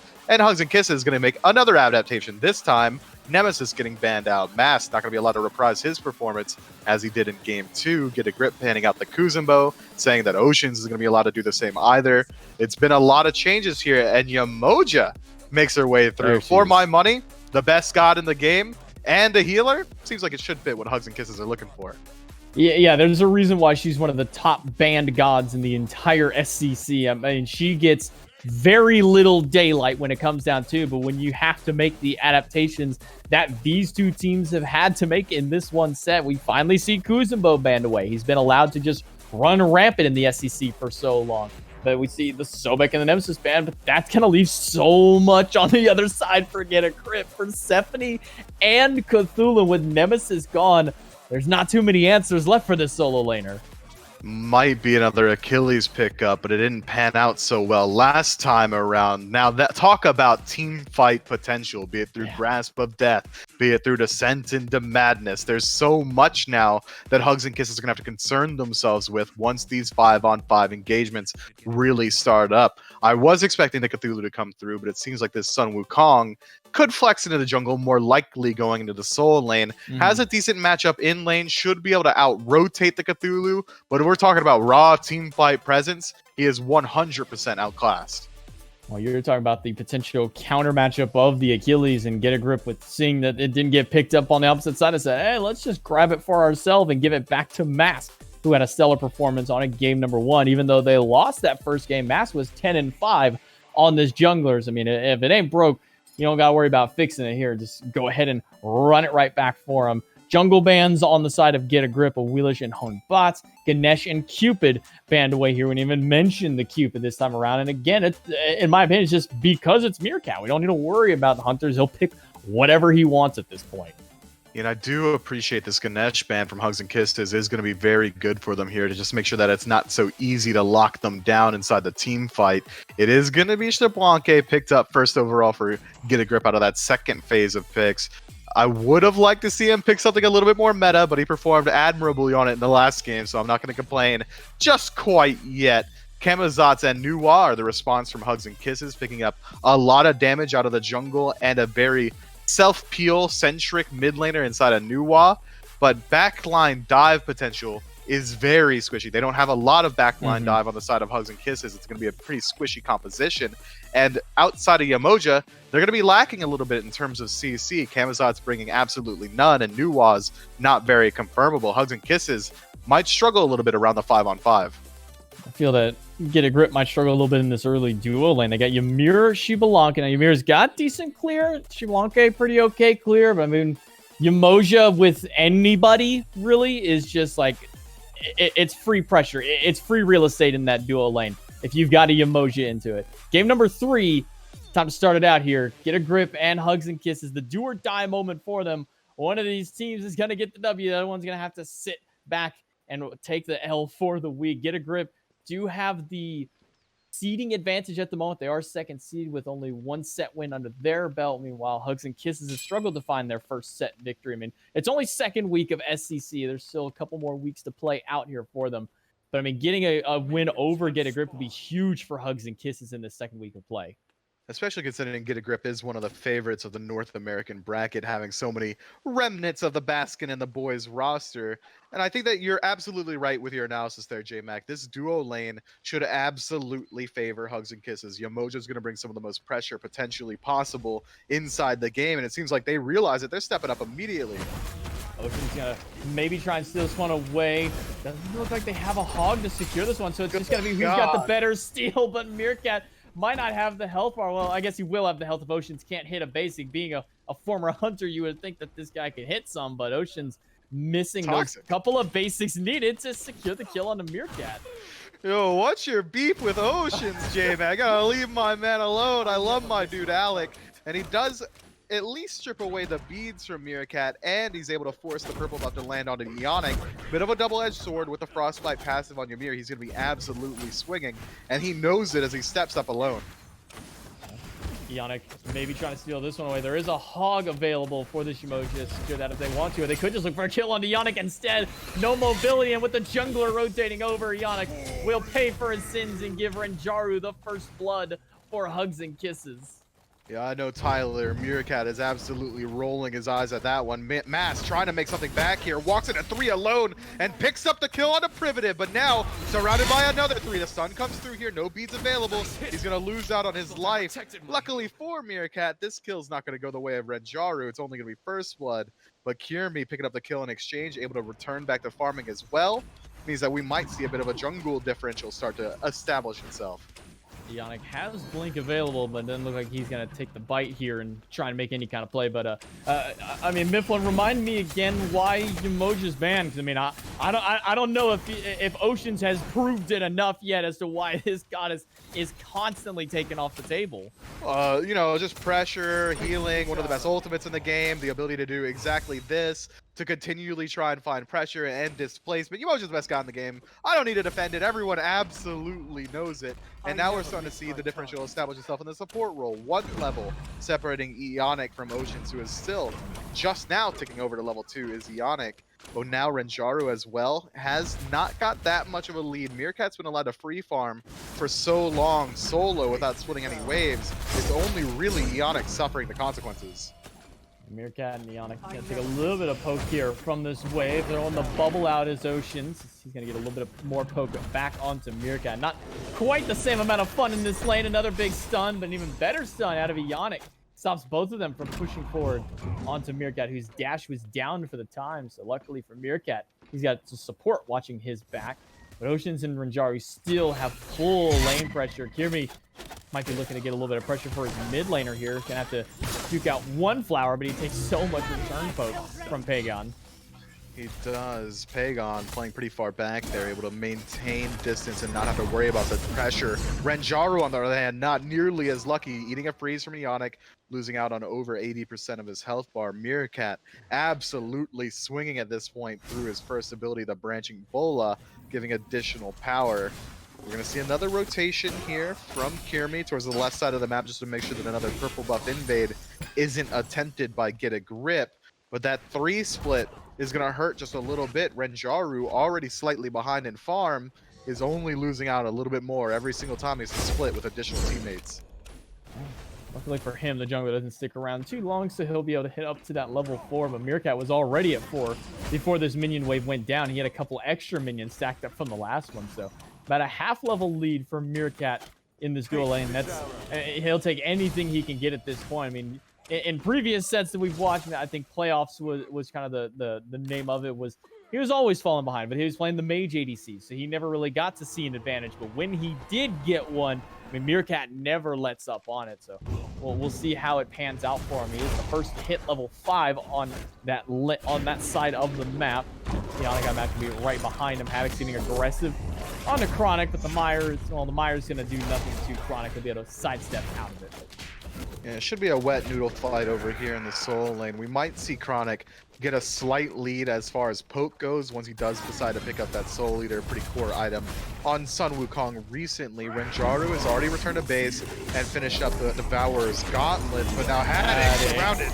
Up into the Sentiment Madness for some extra sustain, but there is not enough sustain in the world to keep you from the damage of Kirmi and Chronic. Chronic up on the cloud of his own to heal up with the two-man rotation from Get a Grip to try and stop this. Yannick gets a double freeze. The Riptide really good out of Oceans to separate the two players. Support has to go one way, Mask the other. Mask level 6 though, has his stun, has what's available. Grasp of Death out of the mid laner is gonna lock him down, and Pagon manages to find the first kill through it. Mask picks up a second one for them, looking for the third stun out of Oceans. A big stun out of Privative, but it's not quite enough to save out Oceans. The stealth is keeping them both alive for so long. Oceans has to separate though, and that'll be the end of his life. Pagon gets the cleanup basic to finish him. Hugs and Kisses getting a little bit overzealous there, trying to chase out. Get a Grip gets a late rotation, which benefits them because of that overextension from the Order side team.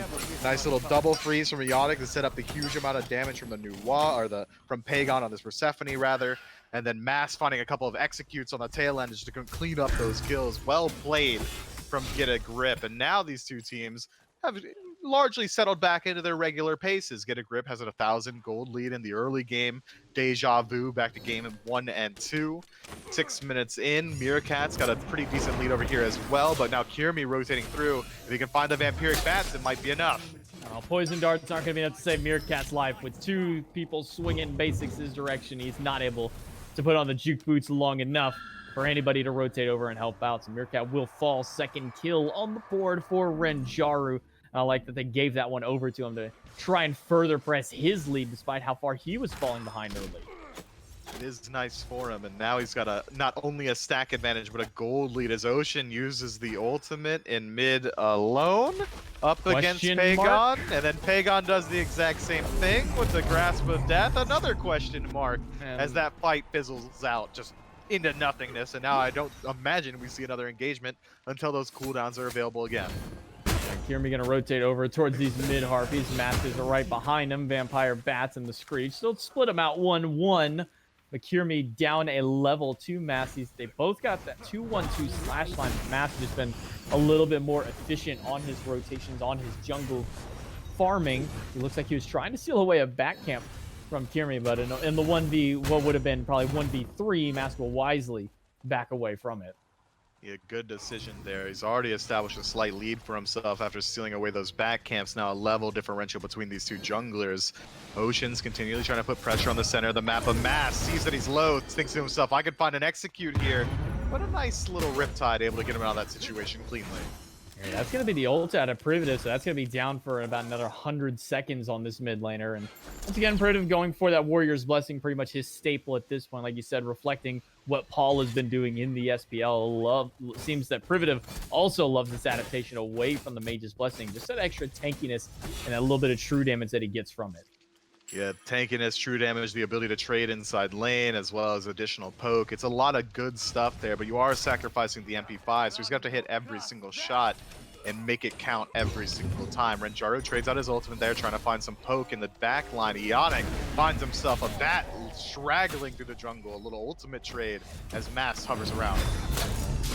Ultimate out of Meerkat to try and keep everybody zoned away. We see the ultimate out of the support from Ocean, so that's 2 ults burned this time around. Ocean, and the Grasp of Death goes right by Ocean's backside, and that'll slam into the wall. Nobody gonna be snagged by that mid lane ultimate. So 3 ults down on the side of Get a Grip to trade out the 3 ults from Hugs and Kisses.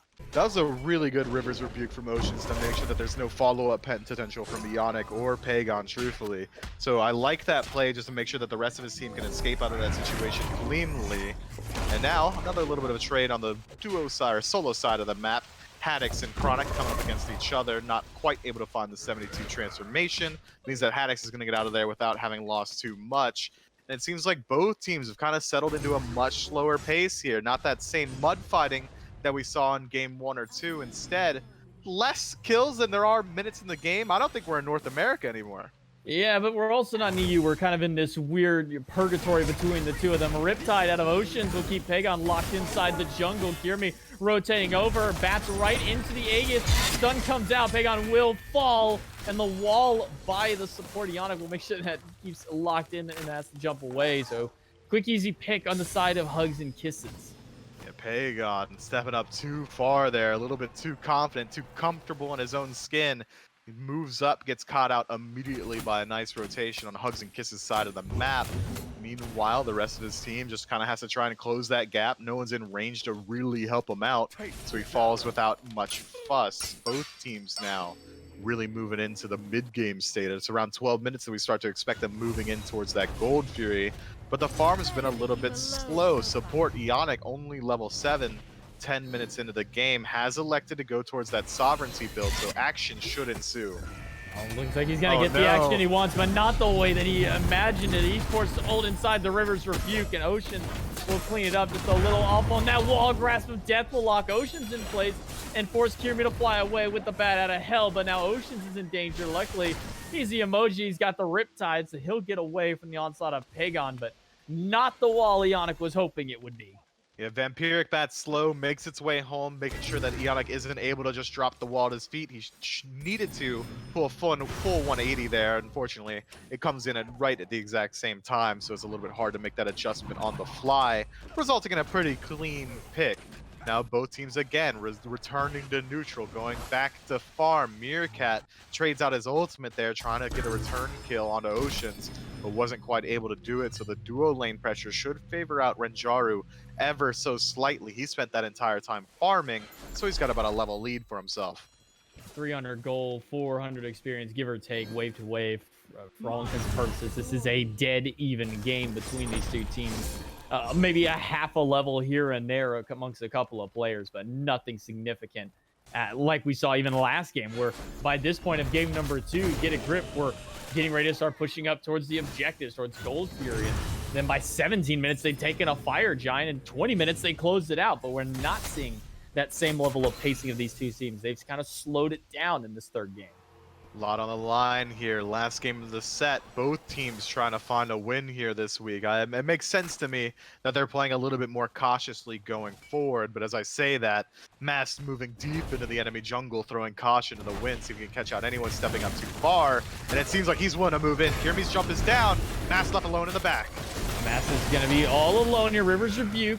He's going to be able to squeak by out of there, but they grab the tier 1 tower, and for them, that is a win. They lose Mast's ultimate, but they get the bat out of hell and the ult out of Oceans, and they might be getting even more ult out of Meerkat as he's trying to zone the team fight through. Chronic all alone, caught inside the grasp of death, and Mast will clean him up. Haddock dashing through and into the descent, into madness, trying to zone the rest of them down. They'll separate Oceans in the fight. He misses the knockup, and it looks like that's the end of the fight for Get a Grip.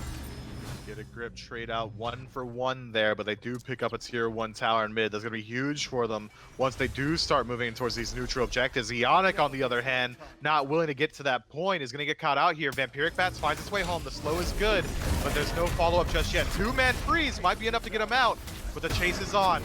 Oh, the body block and stun out of Mast. The Screech, not enough damage. Ionic barely squeaks out of there. Mast got half health himself. Beautiful play out of the jungler. Keeps his support alive. Yeah, Mast does trade out his blink there, but it's worth it to help out the homie Ionic, getting him out of there.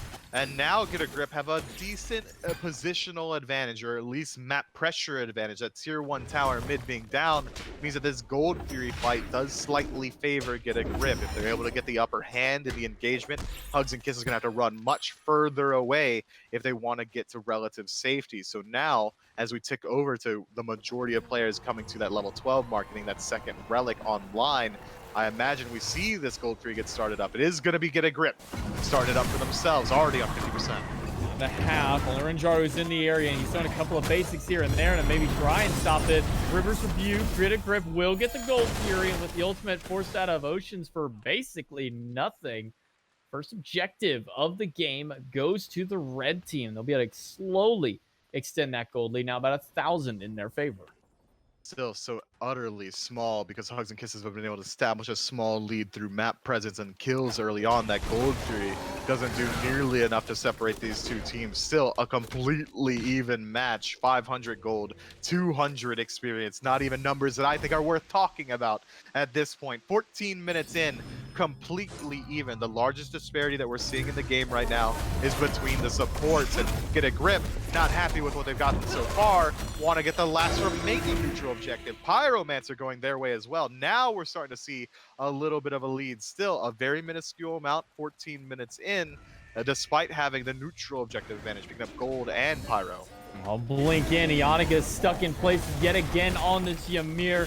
Not able to turn around again. And the Riptide is throwing him against the wall. He has nowhere to go. Haddix trying to save his life, but Privative will find it. Snipes from Renjaru are good, but not good enough. Jeremy diving into the back on a Pagon and will find him with the Vampire Bat. The Screech on the Haddix falling under half health himself. Not enough damage. Mass looping around the backside. Chronic under the tower. Haddix might have just made his way out of it for the time being, but now they're looking at the tier 2 tower. I thought Mass was going to try and make something for it, but with no backup for them, it'll be a tier 2 tower and a couple, or at least one kill, maybe a little bit more. Tier 2 tower does fall. H&K able to back away.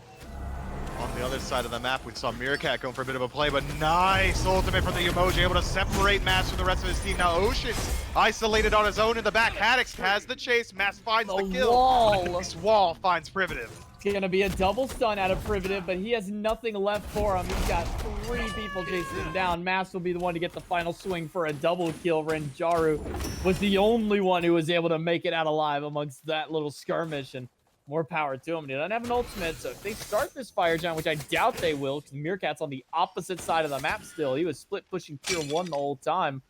Renjaru does need to be careful. Ionic is here, could potentially wall him away. We'll throw it behind him, but Renjaru is not too worried about it. No further follow-up. Chronic, on the other hand, should be worried if we see a freeze come through here from Ionic. That would have been a huge amount of damage coming his way.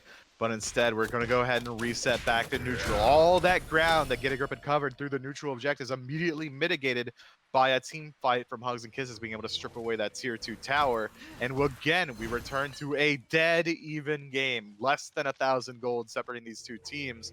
The engagements are going to slow down for a little while now. No neutral objectives are going to be respawning for the next couple of minutes unless we see a cheeky Fire Giant attempt. But with the teams as close as they are right now, neither one should feel comfortable moving in for it. Even despite all the fights and the tower going down, it's still only about 1,000 gold between them. So this game is still even. And finally, the time has overcome once again the kill count. Only 16 kills this time around. I mean, I feel like we're not watching the same first 2 games that we had where we had 20, 30 kills. I mean, this time, last game, Get a Grip was taking Fire Giant, but they have no position to do that this time around. But look at the ward coverage on that side of the map. 4 wards that I can see placed by Hugs and Kisses. Only 1 from Get a Grip, and it's not even out on the Fire Giant. It's well below the pit. Yeah, more aggressive warding coming from Get a Grip here as Pagon moves in, finds the Grasp of Death on Akirmi. He's low. He has to go into the Bat out of Hell, but he's not going to be able to get away. Meerkat is chasing him down. The blink is enough. He has just barely enough time to get out of there.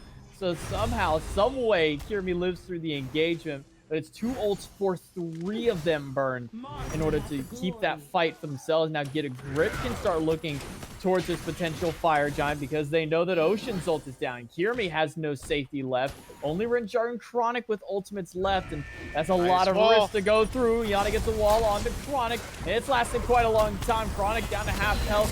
Haddix going forward into the Sins of the Madness, chasing down Renjaru, and maybe looking to block off Oceans because Mass missed the ultimate off of it. The Riptide might just be enough to get this Emoji out, but Meerkat dashing under the tower will have enough kill. Chronic gonna get body blocked by Mass, and Meerkat falls to the damage out of Kirmi. Kirmi not going to be able to make it out as Haddix has more than enough, and that's a 1-for-2 trade, and they could be looking for a potential tower here if they so choose. Chronic and Privative sitting pretty far back, but no, they're going to opt away from it. Maybe instead look towards this Oni. Oni Only Fury is spawning in a couple of seconds here. Already blinking is that respawn timer, and it is up. With Meerkat being dead, the ability to push down a tier 2 or back up to Fire Giant was largely removed from them. Hugs and Kisses still have 20 seconds left on Kyrmi's respawn, but everyone else already alive. We're looking at a 4-on-4 situation with Pagon already being around half health. They can't feel confident moving themselves in towards this Oni until they get a slight reset. No vision advantage towards the way of Get a Grip either. Hugs and Kisses don't have to put themselves out of position until Mass rotates in with a little bit of a Sentry Ward, able to establish that vision dominance again. Since they didn't have Meerkat, they weren't able to start up this Oni Fury just yet. And now they'll finally make the rotation to it. Oceans, Chronic, and Ranjaro in the area for it. Kyrmi a little bit further behind. Meanwhile, all 5 on Get a Grip have started to make their full rotation over. Haddix taking a little bit more poke now. I think he bargained for it. He'll get the root with the Mire onto just Oceans and slow them down on that backside of the pillar. Oni Fury started, but not fully committed onto the wall, just off the mark. Big Riptide out of Oceans will keep him out for the time being, but Grasp is dead. Manages to find Ranjaru, caught in the back, and Mask will clean him up. Has to use the ult to get out, but again, Kyrmi finds Meerkat among the groups of them. Haddix dashing in, has his ultimate whenever he needs it. Ionic uses his to get a little bit of damage off, but Ocean's still living for a short while. Now for Mass finds him, Kyrmi gets a second pick of his own. Trapped off by another insane wall out of this support. Ionic's wall has been nuts this game, aside from the first one that took him down. Now Chronic forced to dash away. A leap out of Haddix, and the Mire not going to be enough to catch him, but that will stop them from going for the Oni Fury yet again. There's a very split engagement from both teams. Kyrmi, acting as a solo agent in the back line, was able to find Meerkat, split off, while the rest of Get a Grip was trying to play this back line dive role. Haddix and Mass Voltroning together to dive into the back line. Pagon, again left alone, was able to get split off and destroyed by Hugs and Kisses, largely turning into a net neutral engagement. Now the slashed lines of the team are reaching a bit of parity. 12-12 is where we stand, but the gold deficit starts to grow despite no objectives falling. Now 2,000 in favor of Get a Grip, the largest we've seen all game, and the Gold Fury still remains standing. That fight that we just saw might get a repeat as both teams start to regroup around it. Ocean's Riptides to save his life, or attempt to save his life, a few times have been so good, but I mean, Ionic's walls in these last, I'd say, 10 minutes have been so on point.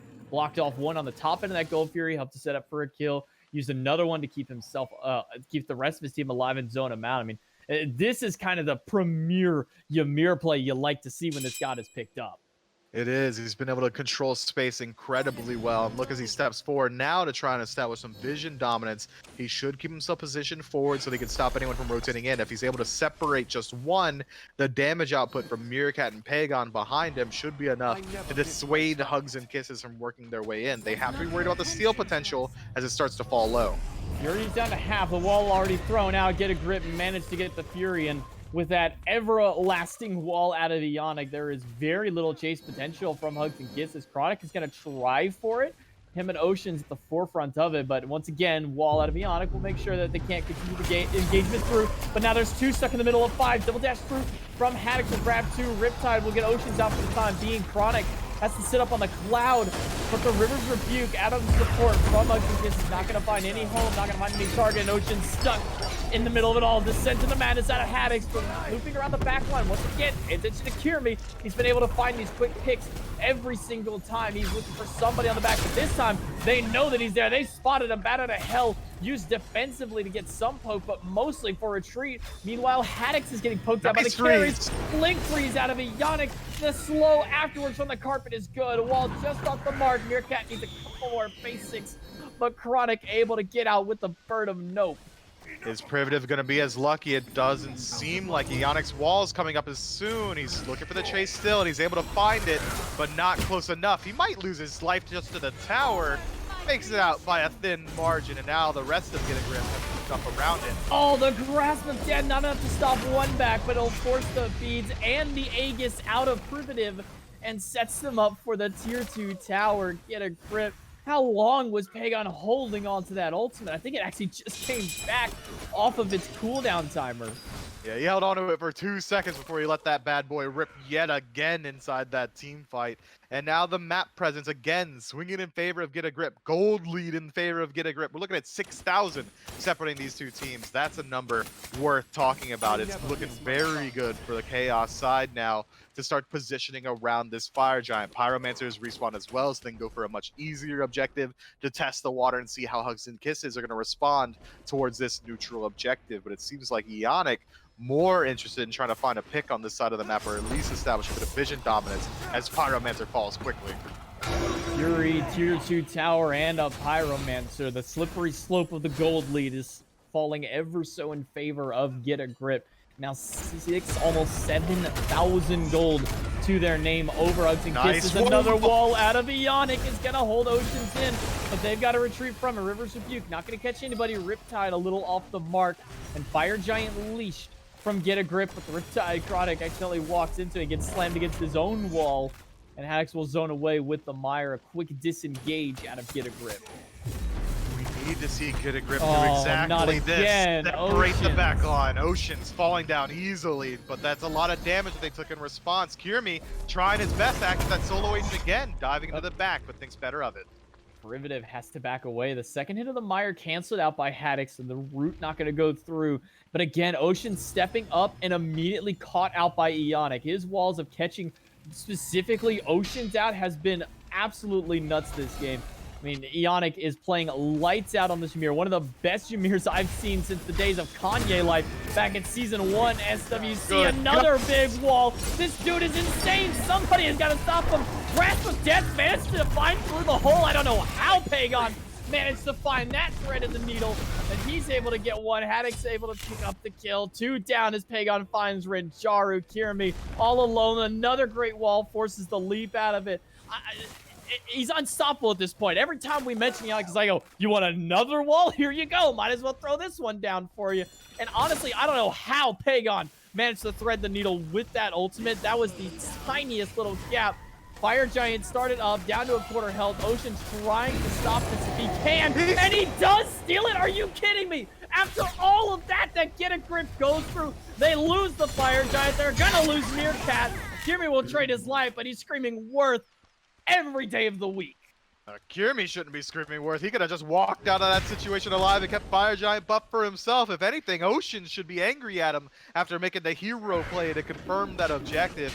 That's unfortunate from Get a Grip. They should have been able to confirm it for themselves. Any individual member, even Ionic himself, could have been able to do a little bit more damage than what Oceans was able to put out there. No one on the zone duty means that they're going to lose out on that objective, but we're still looking at a very large disparity, almost 6,000 gold separating these two teams. Fire Giant might not be enough to make them feel confident in pushing forward. It should help them out, though, if they do decide to defend this Primal Fury as it respawns. Get a Grip, however, should absolutely feel good pushing forward. Only 2 members have Fire Giant. One of them being level 15 means that he should be easy to remove it from as well. I mean, having it only on the frontliners, I mean, it's not the worst case scenario for Hugs and Kisses. They managed to slow down the bleed of the team in the lead for them, but when it's only your frontliners, you're really lacking that extra damage boost. Like you said, Ocean's only level 15, but he's got 4.5 items online looking to finish out that Pridwin for his next slot, and I think he's going to need it at this point because every single time he's ulted, it's been defensively against Ionic because Ionic's walls have been holding him in place. Gets that lockdown, forced out the River's Rebuke every time. A little early on that one to try and steal it. Oceans might not be able to have the game for it this time. Get a Grip. Do get the Fury, but Hugs and Kisses are pushing forward. Riptide onto 2, forced out the River's Rebuke from Oceans. Haddix stuck in place. Renjaru up into the sky, as well as Haddix on the back end. Primitive finds Meerkat in the back because everybody else was diving onto the carries. Kirmi trying to find Pagon, but Chronic is the one who's going to find it with the jump off the cloud. Pagon doing every bit of damage he can while still in that temporal state. Haddix at half held. Meerkat trying to run away from, Mass trying to run away from Chronic, but all of them too low to continue to fight. Hugs and Kisses, they may not have stole the objective. They stole a couple of kills out from Get a Grip. And now they're in a position where they can start to look for this tier 2 as well. Renjaru maintains his life, so he's going to be the main source of damage on this objective here, and it should go well. But Ionic, another wall, just making it a little bit harder, be a little bit annoying around this tier 2, buying just a little bit of time as well. I'd like to see Hugs and Kisses back up here and try and push down that tier 1 and left at least. They've got 20 seconds to work with until Pagon respawns and a slight advantage. Those clay soldiers would have been useful to push in towards that tower, but the wave's not too far behind. Not a missed opportunity at all. And it seems like Get a Grip, very comfortable with letting this one go.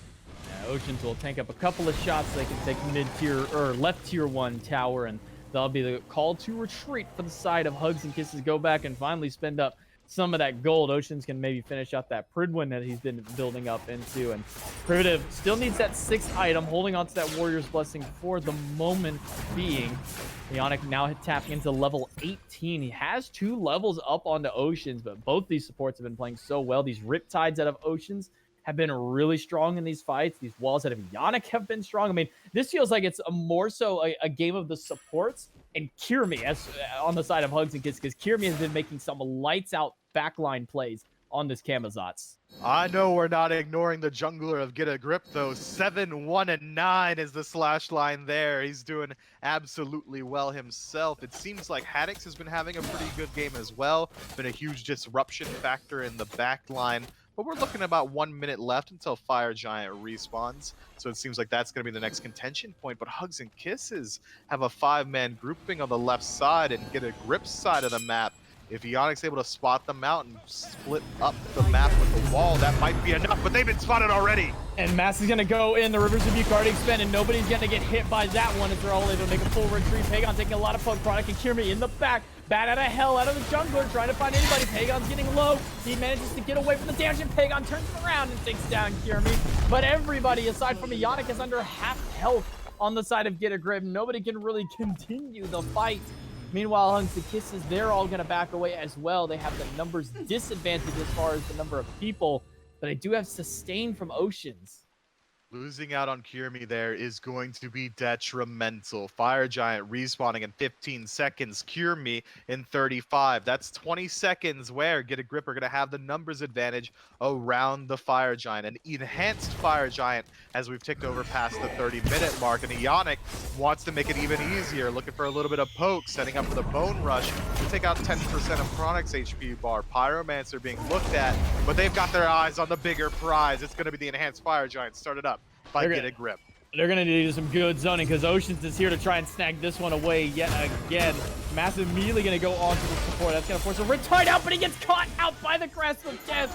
Forces the beads out of the support, and now a lot of their skill potential might just be gone. Renjaru doesn't have ultimate. None of them can realistically make a pathway into it. So Enhanced Fire Giant will go for it to Get a Grip off a beautiful ultimate by Pagon and play out of Mask. Renjaru playing with fire there. Had he been caught by that wall, he would have lost his life. Get a Grip, however, realizing he's putting out too much damage. Ionic not willing to commit to the chase, backs up to reprise his position with his team and regroup around the Fire Giant. Just take a peek at the ward coverage that we see around that fire as well. 100% red. Get a Grip operating with perfect information are able to decide where they want to be grouping up around that Fire Giant. One ward does slip past the ironclad defense that Get a Grip do have out there, which is why we saw Hugs and Kisses attempt to put up a defense. But now we get to talk about the siege. How strong is Get a Grip once the game simplifies around these objectives? It looks like it's going to be the tier 2 tower and duo where they want to go first, but maybe Hugs and Kisses not wanting to get there. Meerkat, you're alone. Meerkat, this is such a greedy play. Nowhere to go. He has to use his own ult just to blind everybody else to allow his team to show up, but that damage coming out of Primitive and Renjaru is way too much for him to handle. Master trying to make something out of nothing in the back line. Haddix has to down away from Alone. Kirmi is up in the top. Ionic is trying to get anybody that he can. He wants to find Primitive. One big stun is not going to be enough for them. Haddix might be able to find it, though. He's going to use the AoE to drop down and get one, and it makes it a 2-for-2 trade out, but everybody's so low on Get a Grip, I'm not sure if they're going to be able to take the fight afterward. Haddix has to dash away. Pagon and Mask very low, and the Meyer used just to zone. Beautiful placement by the solo laner. Keeps them alive, but they're probably going to lose this tower for it. Shame on me for thinking we could talk about Get a Grip siege. It should have been Hugs and Kisses we were focused on as they group up as 5 waiting for a pick. Meerkat, the hubris to think that you could take down an alpha harpy on your side of the jungle. Absolutely wrong. And Hugs and Kisses are trying to do it again. Oceans doesn't have his ultimate, so Pagon finds a big one on the Renjaru and finds the bone rush over the wall. That's the carry down. It's Kirby still alive, though. He'll find Pagon, but they lose Oceans. Now it's a 2v1. Pagon trying to close in the gap. He'll slow Kirby down just a little. Mask and Haddock still with the chase. Kirby with some sustain, but with a big stun. And the Mantle of Discord proc may have saved him for a moment. Bat out of hell should be the escape call for Kirby. I don't think they're going to have enough to chase him down.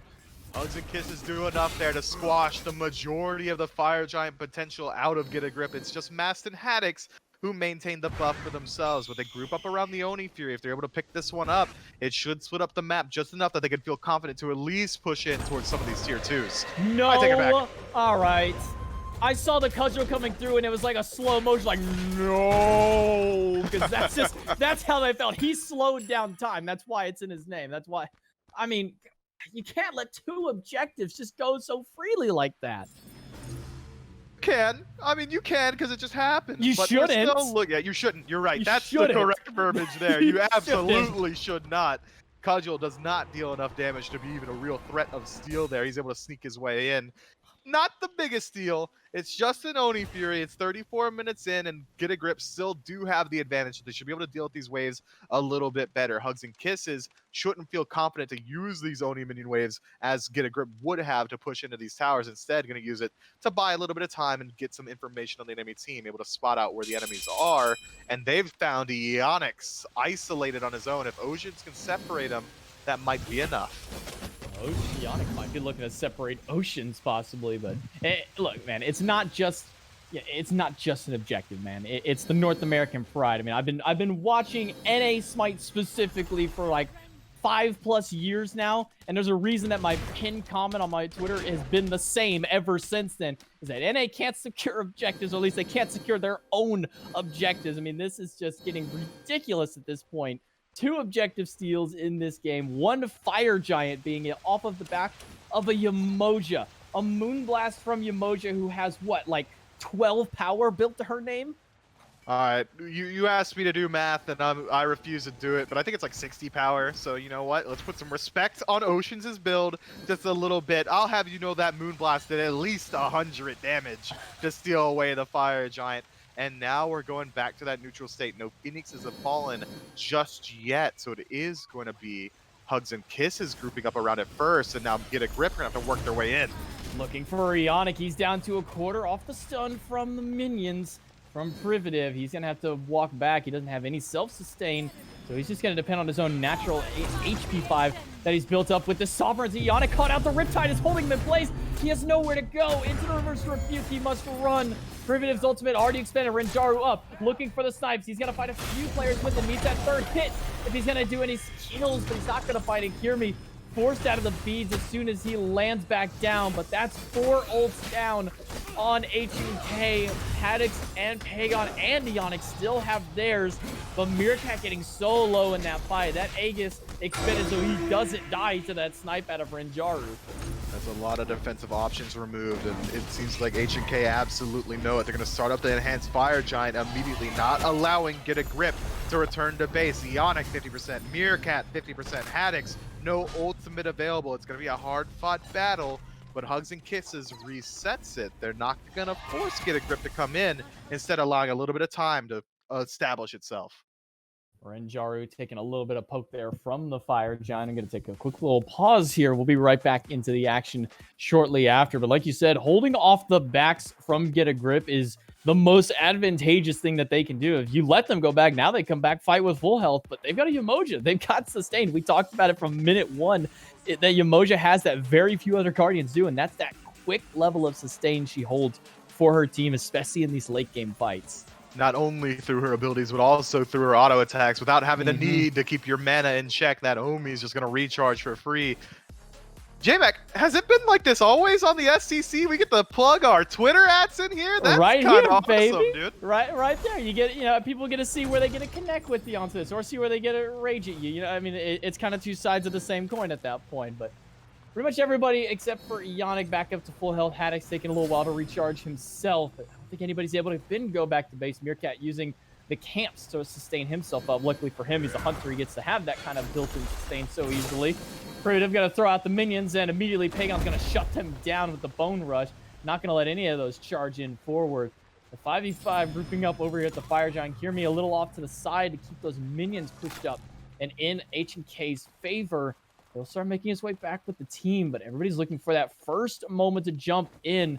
Haddix, I'm not sure if he's got that ultimate backup and ready for himself, but unfortunately for Maz, he gets caught inside the River's Rebuke. Snipes from Rencharu, and the ult out of Primitive's not gonna miss. That'll find the home, and that's a 1 down already, but Kirmi is forced back. Chronic has to use his own ultimate. Now he's gonna have to back away. Kirmi gonna go right back to the fountain to regen himself, but luckily for the side of H&K, they've got that extra sustain. Wall is going to hold Primitive in. Not going to go for the freeze immediately after. Beats an Aegis expended out of the mid lane. They might be able to find Oceans amongst all of it. The Riptide is going to throw him into the ult out of Ionic, but it's not going to be enough damage. Rencharu poking Ionic too far. Clone continue through. The Odysseus bow out of Meerkat might be enough, but he gets a little too greedy from the Hunter, and Rencharu punishes him in kind, gets 2 kills on top. Ionic gets the freeze on Kirmi, but him and Pagon aren't enough to hold back the bat. They are holding that W key, but now will make their way and their sights back to that Fire Giant. A 3-for-0 situation. Enhanced Fire Giant on the menu. It's going to be Chronic taking it up. It's burning slowly as Kirmi's trying to step forward and make sure no one's able to step in. They need his damage output just to expedite this process just a little bit. Luckily, Hugs and Kisses were able to shut down Haddix there, finding his second death of the game and removing a little bit of that invisibility bug going his way. So maybe a little bit of a nerf in the next team fight as he's going to be visible to the opposition.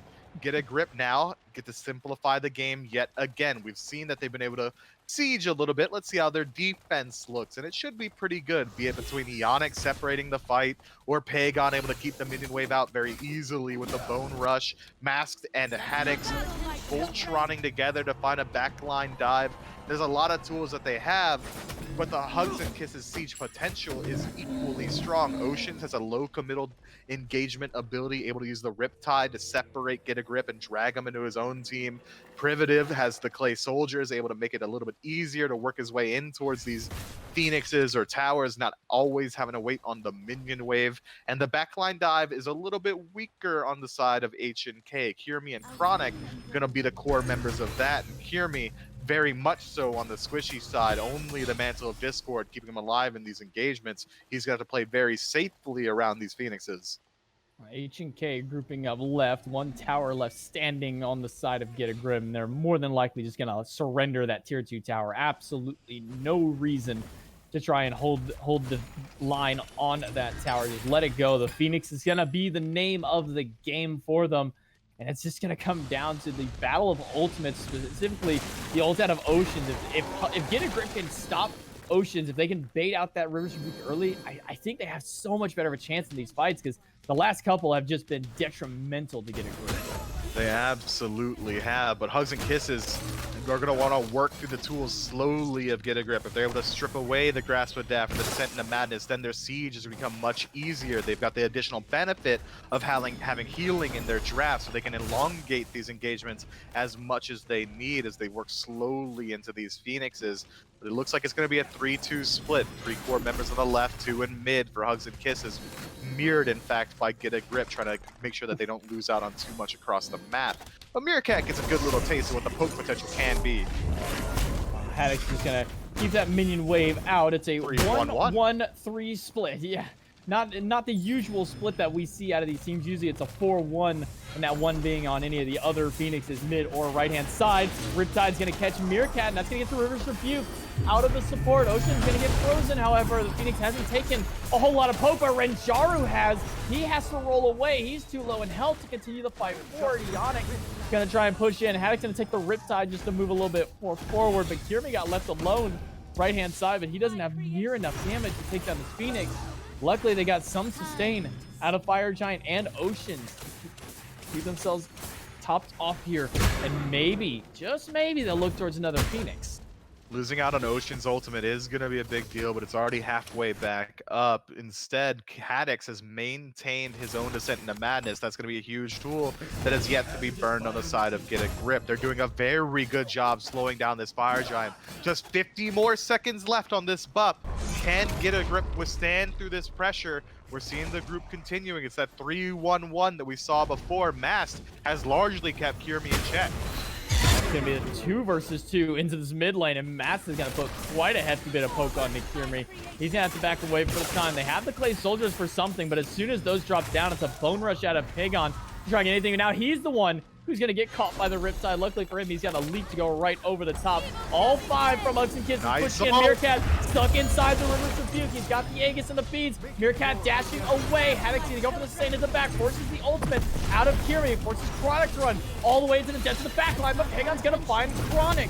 Now Oceans and Kirmi are the ones on retreat. The rest of the team, another wall out of Ionic, but not quite enough to lock down Primitive. That's going to get Matt and Ionic to go through, and one big kill for him. That's 2 down on the side. Kirmi jumps aggressively into them. I'm not sure that was the play you wanted to make as hi-rez cleans them up. And now Oceans and Renjaru are the only ones left alive versus 5 strong of Get a Grip. There's about a minute left on these respawns. If Get a Grip want to, they can reset back to base and then W key, run it down the center of the map, try their absolute best to push in towards the Phoenix here. There's a lot of time left on these respawns. Ocean is going for the end of staking it. Are they gonna base race this one? They're letting the minions push. I think they've recognized there's no way they could do it here. They've got the fire minions available to them, but if they stick around any longer, they're not gonna have a defense. Oceans has his ultimate back online. Keep your sights on him in the potential Titan push. hi-rez and Pagan are gonna push forward. Oceans has to hold on to his ultimate for the perfect opportunity. If he just wastes it, I mean, this is an opportunity for it. He's got 4 stuck inside of it. Ionic able to walk away. It holds him for the time. 3 seconds on Chronic. 12 on Primitive. Renjaru's caught in the middle. Aegis and Beads are not enough to save him. Ocean's getting chunked down by Meerkat. Riptide not going to be enough to save his life. His Math will clean him up with the execute. Chronic and Primitive are here. Chronic trying to do the best he can on the cloud for damage. Primitive goes with his own ult, but it's not going to be enough. And in 45 minutes, Get a Grip finally able to close out the set with a 2-1 victory. Anything but convincing in game 3. Entertaining, absolutely. Fighty, 100%. But am I convinced that they could absolutely replicate it every single time? Not quite.